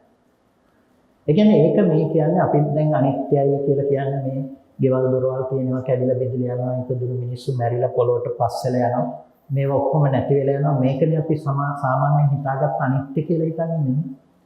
මල ගෙදරත් ඒකනේ ගහන්නේ සබ්බේ සංඛාරා අනිච්චාති කියලා අපි හිතාගෙන ඉන්නේ මේ මිනිහා මැරුණ එක තමයි අනිත්‍යයි කියලා. නෑ මිනිස්සෙක් මැරුණ එක ඒකත් අනිත්‍යයක් තමයි ලෝකේ. හැබැයි ඒක නෙමෙයි බුදුරජාණන් වහන්සේ නිවන් දකීම සඳහා දේශනා කරපු අනිත්‍යතාවය ඒක නෙමෙයි. අපි අවබෝධ කළ යුතු අපි නුවණින් දැක්ක යුතු අනිත්‍යතාවය ඒක නෙමෙයි. මොකද්ද අපි නුවණින් දැක්ක යුතු අනිත්‍යතාවය? මොකද්ද අපි නුවණින් කල්පනා කළ යුතු අනිත්‍ය ධර්මයේ බවට පත්වන්නේ? වෙනතුනේ අපි නුවණින් දැක්ක යුතු නුවණින් කල්පනා කළ යුතු අනිත්‍යතාවය අනිත්‍ය ධර්මයේ බවට පත් වෙන්න වෙන මොකක්වත් නෙමෙයි. බුදුරජාණන් වහන්සේක විවරණය කරනවා ඇහැ අනිත්‍යයි, රූපය අනිත්‍යයි, චක්කු විඥානය අනිත්‍යයි. ඒකෙන් කියන්නේ ඇති දෙයක නැති වෙන බව නෙමෙයි. මේසේ නම් වූ යමක් තියෙනවා ඒක නැති වෙලා යනවා කියන එක නෙමෙයි. මේසේ කියන දේ අයිති කොතනටද? අර මිරිඟුවේ වතුර පේන තැනට තමයි ඒක අයිති. හැබැයි මේ අනිත්‍යතාවය කියලා පෙන්වන්නේ මිරිඟුවේ තියෙන වතුර පේන තැනට අයිති තැන නෙමෙයි. ඇත්තටම විද්‍යමාන වන ස්වභාවයට අයිති තැන. ඒක තමයි ඇහැ, රූප, චක්කු විඥාන කියලා පෙන්වන්නේ. ඇහැ කියලා කියන්නේ මේ අපි හිතාගෙන ඉන්න ඉපදෙනකොට තිබ්බ ඊට පස්සේ මේ වයසට යනකම් තිබිලා මරණයෙන් පස්සේ නැති වෙලා යන ඇහැ නෙමෙයි බුදුරජාණන් වහන්සේ ඇහැ කියලා අපට දේශනා කළේ. මොකක්ද ඇහැ කියලා දේශනා කළේ? ඊට වඩා ගැඹුරු දෙයක්, ගැඹුරු තැනක් තමයි අපිට ඇහැ කියලා දේශනා කළේ. මොකක්ද ඇහැ? ඔයගොල්ලෝ ඇහැ දැකලා තියෙනවද? ඇහැ දැකලා තියෙනවද? ඇහැ කවදාවත් දකින්න බෑ. ඇයි ඇහැ දකින්න බෑ කියලා කියන්නේ? ඔබ දකින්නේ රූපයක් මිසක ඇහැ නෙමෙයි. ඇහැ ගැන භාග්‍යවතුන් වහන්සේ විවරණය කරනවා අනිදස්සන. ඒක දකින්න බෑ. ඇහැ කියන එක අනිදස්සන. ඒක දකින්න පුළුවන් කමක් නැත්තේ නෑ. ඇහැ දකින්න පුළුවන් දෙයක් නෙමෙයි. අනිදස්සනයි ඇහැ කියන එක. එතකොට එහෙනම් ඔය දකින්නේ ඇහක් අඳින්න කිව්වොත් අපි ඔය අඳින්නේ සුදු පාට එකක කළු පාට ඉරියාවක්. මොකක්ද අඳින්නේ? ඒකට කියනවා රූපය කියලා. හොඳම දේ තමයි ඔබ කලවර වෙලාවට කණ්ණාඩියක් ළඟට ගිහිල්ලා ඇහැ පේනවද බලන්න එක. පේනවද ඇහැ? ඇහැ පේන්නේ නැහැ. ටෝච් එකක් අරගෙන ගියොත් ටෝච් එක කණ්ණාඩිය පැත්තට ගැහුවොත් ඇහැ බලන්න පුළුවන්ද? බෑ. ඇහැ පැත්තට ටෝච් එළිය පතිත කළාම ඒ ආලෝකය කණ්ණාඩියට වැටිලා එතනින් වැටෙන පරාවර්තිත ආලෝකය අපිට දකින්න බෑද? ඒක දකින්න පුළුවන්. දැන් අපි ඇහැද දකින්නේ ඇහැ දකිනවා කියලා අර ගහගත්ත වර්ණ සටහනද ආලෝකයේද දකින්නේ. අපි දකින්නේ අර ඇහැට එන පාට ටික නෙමෙයි. ඒකට කියන්නේ රූපය කියලාද ඇහැ කියලාද? ඒකට කියන්නේ රූපය කියලා මිසක් ඇහැ කියලා නෙමෙයි. ඇහැට ඇහැ දකින්න බෑ. පිහිය මුවාතට පුළුවන් අනිත් ඔක්කොම දේවල් කපන්න. හැබැයි මුවාතට බෑනේ මුවාත කපා ගන්නනේ. ඇහැට පුළුවන් රූප දකින්න. හැබැයි ඇහැට ඇහැ දකින්න බෑ. එතකොට ඇහැ හැබැයි සප්පටිගයි. ඒකට ගැටෙනවා. හරියට කණ්ණාඩියක තියෙන උපවත් බව වගේ මේ ඇහි තියෙන කර්මයෙන් උපද්දපු උපවත් බවට මොකද්ද වෙන්නේ? බාහිර තියෙන රූප නිමිති ඇවිල්ලා ගැටෙනවා. ඒව ඇවිල්ලා ස්පර්ශ වෙනවා. එතකොට මේ දේවල් ස්පර්ශ වෙන නිසා කියන සප්පටිගයි කියලා. අන්න ඔය ඇහැ තමයි අනිත්‍යයි කියලා දේශනා කරන්නේ. ඔය ඇහැ තමයි අනිත්‍යයි කියලා දේශනා කරන්නේ. එතකොට ඇහැ අනිත්‍යයි කියලා කියන්නේ මොකක්ද? ඒ ඇහැ අහුත්වා සම්භූතං හුත්වා භවිස්සති. පෙර නොතිබී හට ගන්නවා ඉපිද ඉතුරු නැතුව ඒක නැති වෙලා යනවා. පෙර නොතිබී හට ගන්නවා ඉතුරු නැතුව ඒ ඇහැ නැති වෙලා යනවා. ඒ නැති වෙනවා කියලා කියන්නේ මොකද්ද? ඇහැට වර්ණ සතහනක් ආවට පස්සේ ඒ වර්ණ සතහන ආවහම ඒ ඇහැට බෑ දෙකක් දකින්න. එක වර්ණ සතහනයි දකින්න පුළුවන්. එක චිත්‍රයයි, එක ෆොටෝ එකයි ඔබට ගහගන්න පුළුවන්කම තියෙනවා. ඊට පස්සේ එතනින් මේ ඇහැ ඉවරයි. ආය අලුතෙන් හදන්න ඕනේ. ප්‍රසාද රූප ටික ආය හිතින් උපද්දන්න ඕනේ. ආය හිතින් උපද්දනවා. ඉපද්දුවට පස්සේ මොකද වෙන්නේ? ආය ඉපද්දුවහම ආයෙත් ගැටෙනවා. එතකොට මේ විදිහට නැවත නැවත ඇහැ උපදවනවා නැවත නැවත අර විදිහට ෆොටෝ වදිනවා. ඕක තමයි ඇස සහ රූපය අතර සිද්ධ වෙන ගනුදෙනු. එතකොට මේකේ ස්වභාවය මොකද්ද? ඒ මොහොතේ හටගෙන ඉතුරු නැතුව නැති වෙලා යන එක. ඒ මොහොතේ හටගෙන ඉතුරු නැතුව නැති වෙලා යන එක. ඒක තමයි ඇහැ අනිත්‍යයි කියලා දේශනා කළේ. රූපය අනිත්‍යයි කියලා දේශනා කළේ ඒක. රූපය අනිත්‍යයි කියලා එතනදී පෙන්වන්නේ මේ එළියේ තියෙන ඒවා කැඩිලා බිඳිලා යනවා කියන එක නෙමෙයි. ඇහැට ආපු වර්ණ සටහන ඒ මොහොතේදී හටගෙන නැති වෙලා යනවා කියන එක. ඊට පස්සේ ඒක දෙවෙනි මොහොතේදී ආයෙ උපදින්නේ නැහැ. ඒ හැ රූප දෙක ඒක අනිත්‍යයි. එතකොට මේ අනිත්‍යතාවය තමයි අපි දකින්න අවශ්‍ය වෙන්නේ. ඒ අනිත්‍යතාවය කියලා කියන්නේ ඇති දෙයක නැති වෙන බව නෙමෙයි. දැන් එකමට ඔබට දාලා බලන්නකො කැමැතිසේ පවතින්නේ නැහැ කියප එක. දැන් මේ මේසය කැමැතිසේ පවතින්නේ. මේසෙ තිබිලා නැද්ද? මේසෙ තියනවා කියන අදහස තුල ඔබ වාසය කරනවා. මේසෙට වටිනකමක් දීලා නැද්ද? ඒකට වටිනකමක් ඔබ දීලා තියෙනවා. වටිනකමක් තියෙන මේසෙ කැමැතිසේ පවතින්නේ නැහැ කියලා ඔබ දැනගත්තා කියලා ඔබට දුක තුනී කරගන්න නම් පුළුවන් මේ අපිට ඕන විදිහට ලෝකෙ තියෙන්නේ නැහැ කියලා හිතාගත්තා කියලා. හැබැයි සසරෙන් මිදෙනවා කියන එක නම් කරන්න හම්බෙන්නේ නෑ. අවිද්‍යාව දුරු කරනවා කියන එක උතනින් කරන්න පුළුවන් කම නෑ. ඒකයි ඕකේ අර්ථ විකෘති කළා කියන්නේ එතනින් එහාට මේ ධර්මයේ තියෙන නිවන් දකින මඟ වැහෙනවා කියලා කියන්නේ. එනිසා අනිත්‍යයි කියලා අපි දකින්න තියෙන්නේ ඇහැ රූප ආදී ධර්මයන්ගේ තියෙන අනිත්‍ය හටගෙන නැතුව යන බව. මේ මොහොතේ ඉපදිලා මේ මොහොතේ විදී යනවා. එතකොට තව ටිකක් ඒක අපිට ගැඹුරින් කතා කරන්න පුළුවන්කම තියෙනවා. ඇහැ උපදින්න හේතුව තියෙන අවිද්‍යාව, කර්ම, තණ්හා, ආහාර කියලා හේතු ටිකක් නිසා. මේ හේතු ටික තිබුණොත් තමයි මේක උපදින්නේ. මේ හේතු ටික නැති වෙනකොට මේක නැති වෙලා යනවා කියලා. මම හිතනවා පළවෙනි දේශනාවෙන් මේ ඔක්කොම කියුත් ටිකක් ගැඹුරු වැඩි වෙයිද කියලා. ආධුනිකවම අහගෙන ඉන්න කෙනෙකුට. නමුත් සමස්තයක් ලෙස ඔබ තේරුම් ගන්න මෙතනදී මේ විග්‍රහ කරන කාරණාව මොකක්ද කියන එක. මේ විග්‍රහ කරන්න උත්සාහවත් වෙන්නේ ඔබ දැක්ක යුතු යථාර්ථය. ඒ දැක්ක යුතු යථාර්ථය තමයි පළවෙනි දේ තමයි අනිත්‍ය අනුව ඔබ දැක්ක යුතුයි. අර කියන මෝඩකම නැති කරලා ප්‍රඥාව අවදි කරගන්නට නම්. එතකොට එතනදී අනිත්‍ය ලෙස ඔබ දකින්න නම් අනිත්‍ය ලෙස ඔබ නැවත නැවත ඔබේ මනස භාවිත කරන්නට අවශ්‍ය නම් ඔබට එතන තියෙන්නට ඕනේ කරුණු තුනක් පිළිබඳ අවධානය. කරුණු තුනක් ගැන අවධානය. ඒ තමයි ඉති රූපං, ඉති රූපස්ස සමුදයෝ, ඉති රූපස්ස අත්ංගමෝ. මේ තමයි කරුණු තුන. ඉති රූපං මේක තමයි රූපය. මේ පළවෙනි දේ ඔබ හිත තැබිය යුතු ඔබ භාවනා කරනවා නම් ඔබේ මනස තබාගත යුතු පළවෙනි තැන තමයි ඉති රූපං කියලා කියන්නේ. මේක තමයි රූපය කියලා කියන්නේ. එතන තමයි ඔබ ඔබේ මනස තියාගන්න ඕනේ පළවෙනි ස්ථානය. ඉති රූපං. මේ රූපයයි කියලා. එතකොට ඉති රූපං කියලා මෙන්න මේකයි රූපය කියන්නේ කියලා කියනකොට රූප කියලා කියන්නේ අපි අර දරුවා කියන එක බැලුවා වගේ රූපය කියලා කියන්නේ ගස් ගල් ගෙවල් දොරවල් මිනිස්සු යාන වාහන මේ එකක්වත් නෙමෙයි. මොකද්ද රූපය කියලා කියන්නේ? ඇහැට එන වර්ණ රූපේ. මේ තමයි රූපය. ඉති රූපං මෙන්න රූපය. එතකොට ඔබ දැන් රූපේ ඉස්සෙල්ලා පෙන්න ගන්න ඕනේ. නුවණින් පෙන්නලා දෙන්න ඕනේ ඇහැට පේන්නේ මෙන්න මේ රූපයයි කියලා. ඉති රූපස්ස සමුදයෝ කොහොමද රූපේ උපදින්නේ? රූපේ සමුදය වෙන්නේ කොහොමද? රූපේ සමුදය වෙන්නේ කොහොමද කියලා පෙන්වනම තමයි අර මම කලින් කියපු ලොකු කතාව කියන්න වෙන්නේ. මෙන්න මෙහෙමයි රූපේ උපදින්නේ. අවිද්‍යාව, කර්ම, තණ්හා, ආහාර කියලා. මම ඒකත් කෙටියෙන් සරලව කියන්නම්. නැත්නම් මේක අසම්පූර්ණ වෙන නිසා. අවිද්‍යාව, කර්ම, තණ්හා කියලා කියන්නේ දැන් මේකට කියන අතීත හේතු කියලා. ඒ කියන්නේ කෙනෙක් මැරෙනවා කියලා අපි කියනවා. මෙතනදී පහළ වෙනවා චුති චිත්තයක්. චුති චිත්තයක් කියලා කියන්නේ මේ භවයේ පහළ වෙන අවසාන හිතට කියන අපි චුති චිත්තය. ඒකෙන් කුසලයක් කර්මව කළොත් එහෙම එයා මනුස්ස ලෝකෙක හරි දිව්‍ය ලෝකෙක හරි හොඳ තැනක උත්පත්තිය ගන්න පුළුවන්කම තියෙනවා. ඒකෙන් අකුසලයක් කර්මව කළොත් මොකද වෙන්නේ? දුගතියක උත්පත්තිය ගන්න පුළුවන්කම තියෙනවා. ඒ ගන්න කර්ම නිමිත්තට අනුව ඔබ කරපු හොඳ නරක දෙයක් අපි දැන් නිකන් ඉන්නකොට මතක් කරනවානේ අපි කරපු වැඩ ගැන නේද? ඔබ කරපු කියපු දේවල් ගැන.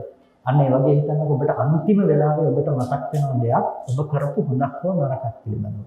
ගොඩාක් හොඳ කරලා කියපු කෙනෙකුට හොඳ දෙයක් සිහිපත් වෙන්න තියෙන ඉඩ වැඩි. ගොඩක් නරක කරපු කෙනෙකුට නරක දේ සිහිපත් වෙන්න තියෙන ඉඩ වැඩි. ඒකට මෙන්න මේ චුතිචිත්තයට ගත්ත අරමුණ අනුව අපි හිතමු කියා මිනිස්සෙක් වුණා කියලා කුසලයක් අරමුණ වුණා. ඒ විපාක නිසා එයා මනුස්ස ලෝකෙට ප්‍රතිසන්දි විදිහට එනවා කියලා. එතකොට ප්‍රතිසන්දි විදිහට එනවා කියලා කියන්නේ එකපාර උපපාතිකව පහළ වෙනවා වගේ පහළ වෙන්නේ නැහැ නේ. මව කුසක තියෙන බීජ කලය ඇසුරු කරගෙන මේ හිත එතන උපදිනවා, හට ගන්නවා.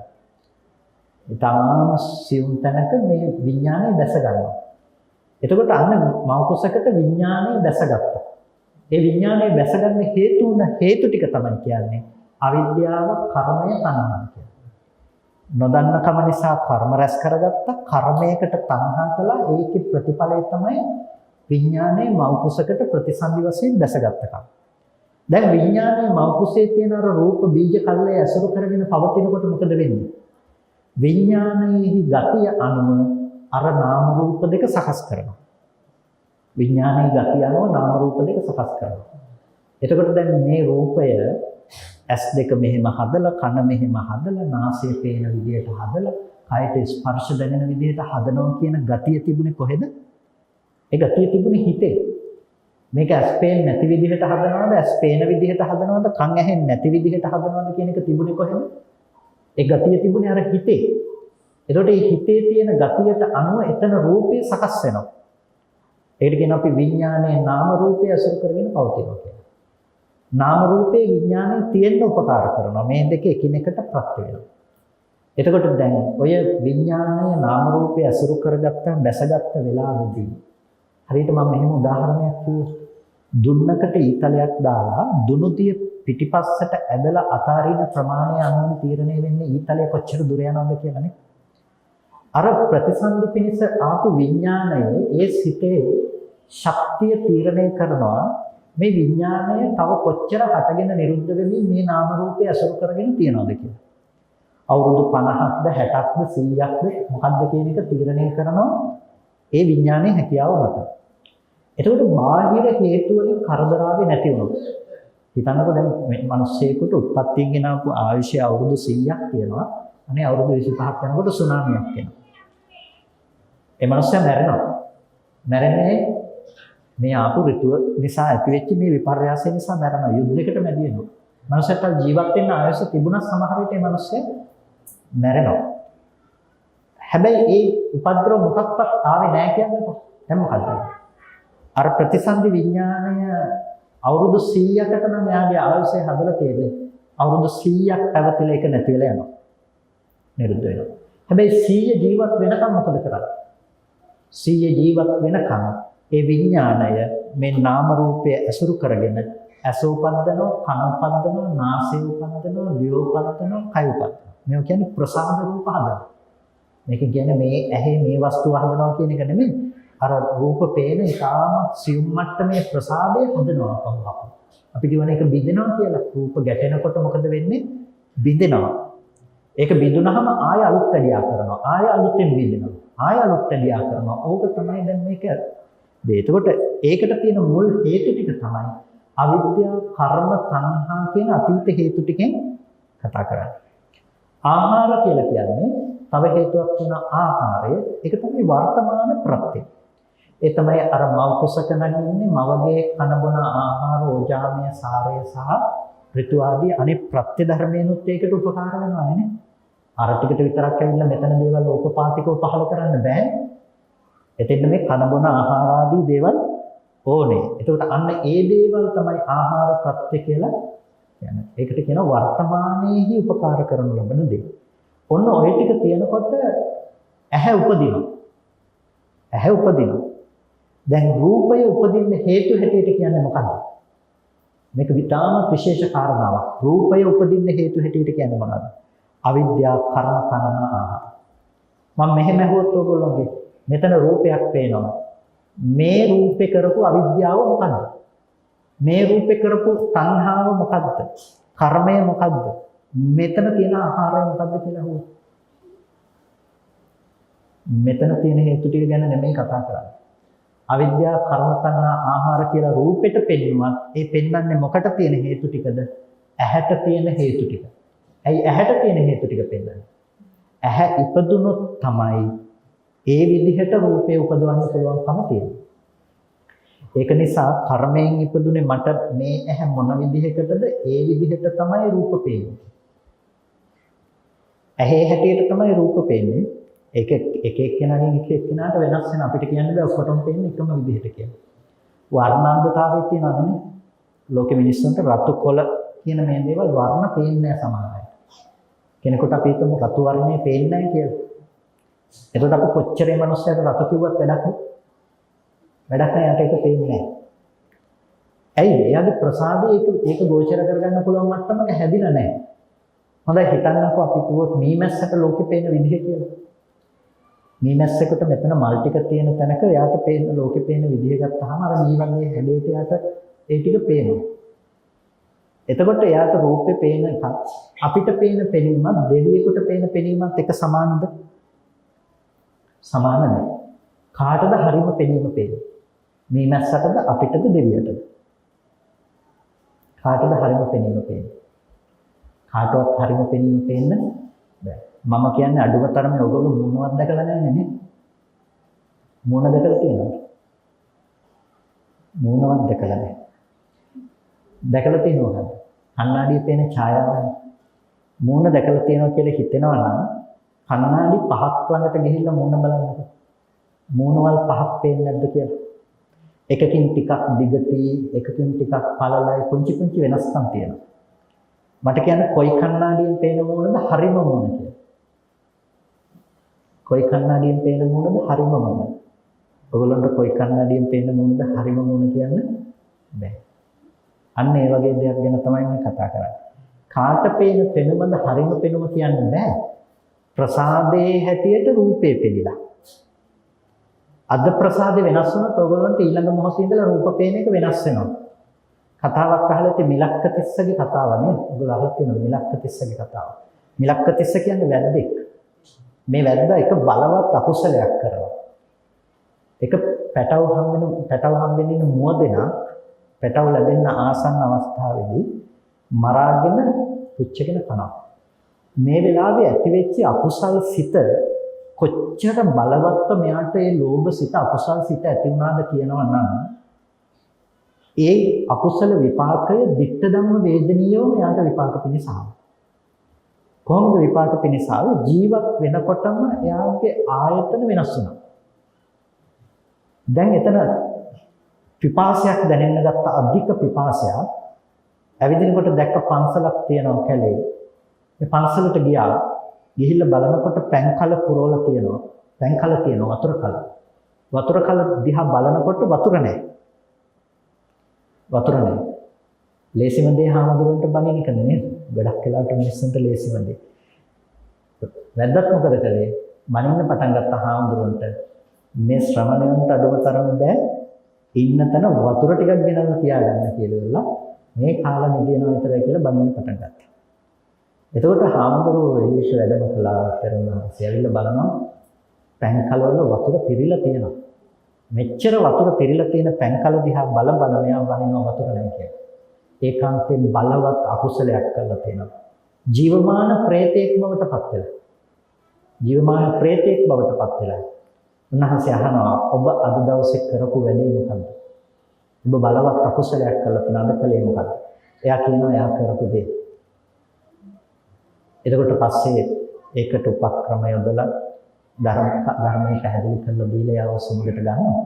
නමුත් කතාව එහෙම වුණාට මේ කතාවේ තිබුණු මේ සංසිද්ධිය දිහා බලන්න එයාගේ අකුසල කර්මයේ බලවත් වෙනකොට ඊට පස්සේ එතන ඉඳලා උපදින ප්‍රසාද රූප වෙනස් වෙනවා.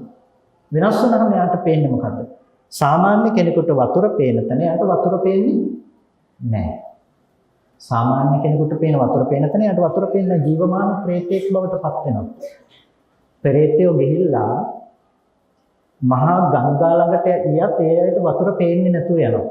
ස්පර්ශ කරනකොට වතුර දැනෙන්නේ නැතුව යනවා. මහා පිපාසයක් තියෙනවා. සමහරට වතුර පේන්න තියෙන අල්ලනකොට දැනෙන්නේ. ළඟට යනකොට නැති වෙලා යනවා. ඒගොල්ලෝගේ ප්‍රසාද හැදිලා තියෙන මේ විදිහට දුක ගේන්න පුළුවන් වෙනවා. දැන් තේරෙනවද?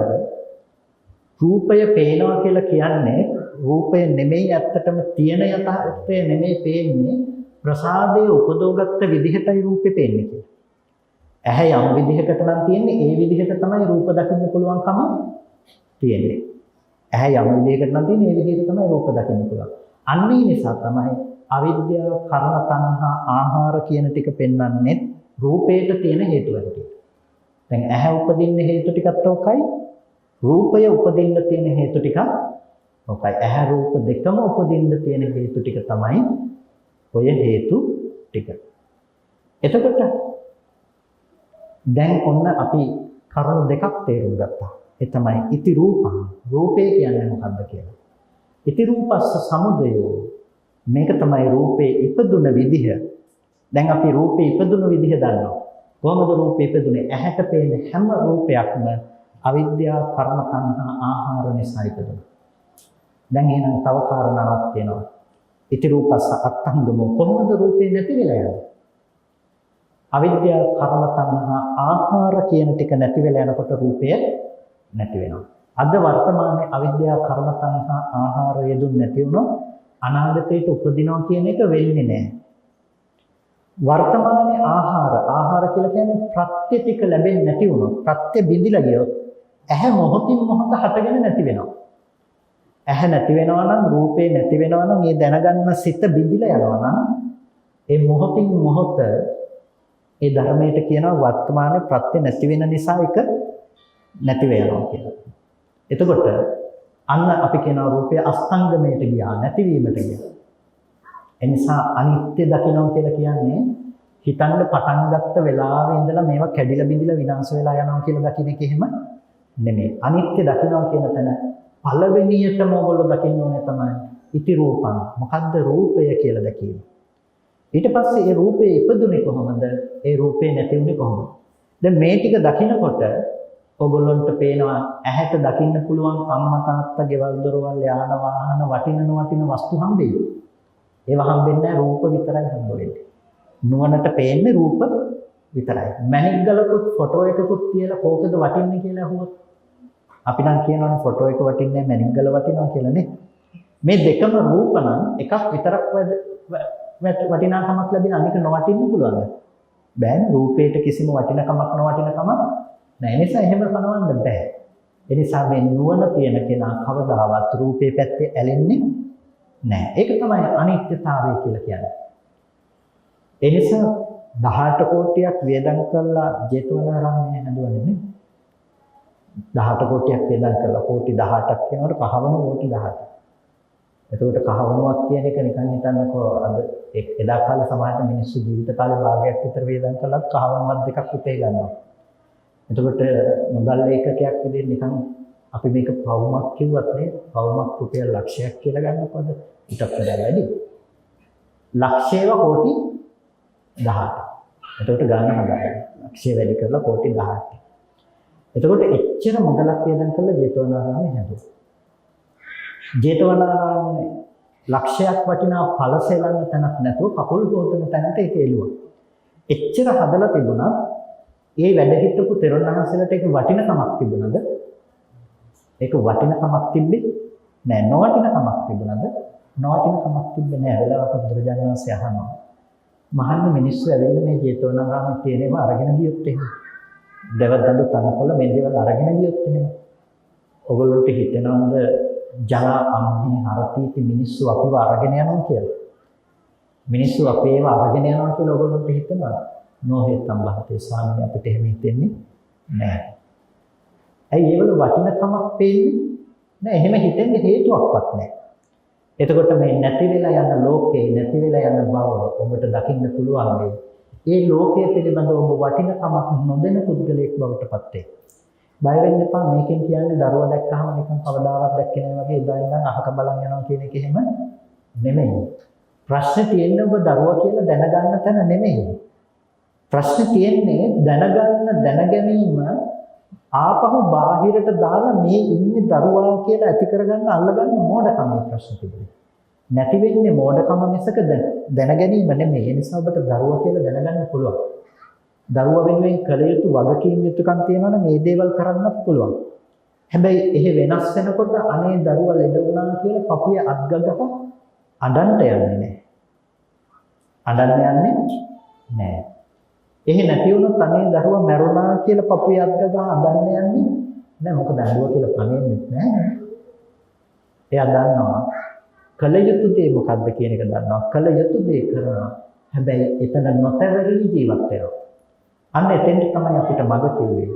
ඒ නිසා නොතැවරී ජීවත් වන්නට අවශ්‍ය දර්ශනය ඔබ ඔබේ ජීවිතය තුළ ප්‍රායෝගිකව භාවිත කරන්න උත්සාහවත් වෙන්න ඕනේ. ඒ නිසා අඩුම තරම ඔකේ දැන් මම විස්තර කරන්න ගියේ නෑ වේදනාව කොහොමද සංඥාව සංස්කාර විඥාන කොහොමද දකින්නේ කියලා. නමුත් දැන් රූපය ගැන හරි පැහැදිලිනේ. අවශ්‍යම තරම් ටිකක් හරි.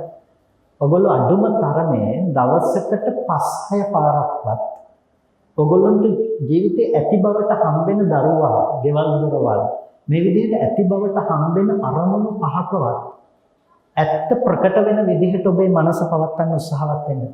ටිකක් හිතලා බලන්න දරුවා කියන්නේ රූපෙද, වේදනාවද, සංඥාවද, සංස්කාරයේද, විඥානයේද?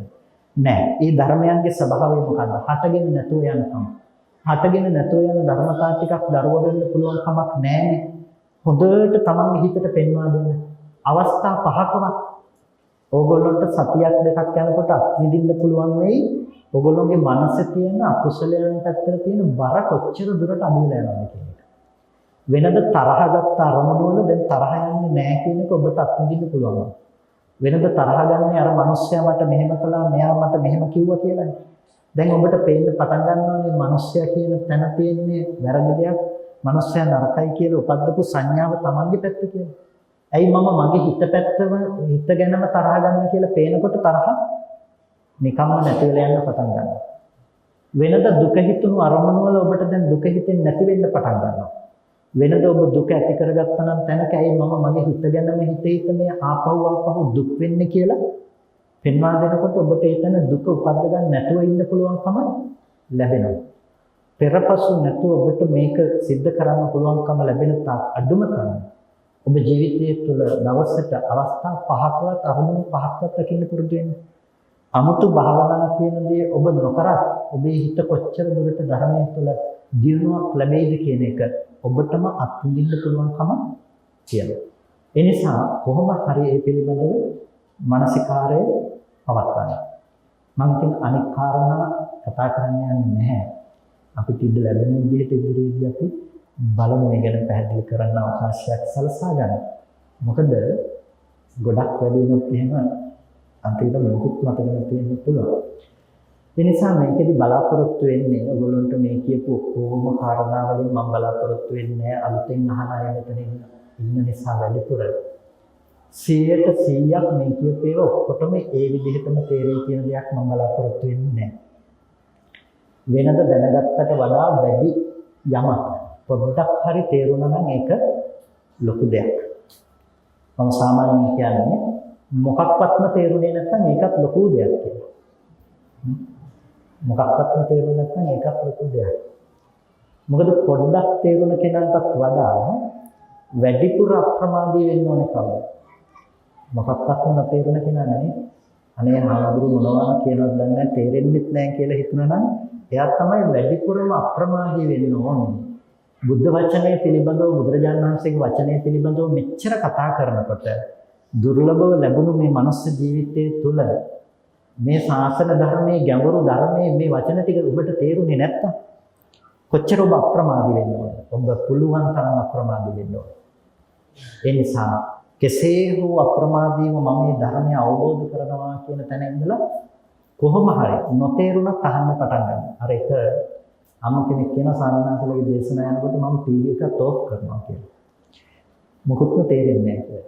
එක දවසක් ඔෆ් කරන්න බැරි වුණා වැඩක් කර ඉන්නකොට පස්සේ එදා පොඩ්ඩක් ඇහුණා මොකක් හරි දෙයක් තියෙනවා කියලා හිතුණා. එදා ඉඳලා තමයි අහන්න පටන් ගත්තේ. ඊට පස්සේ තමයි මේක ටික තේරෙන්න ගත්තේ කියලා.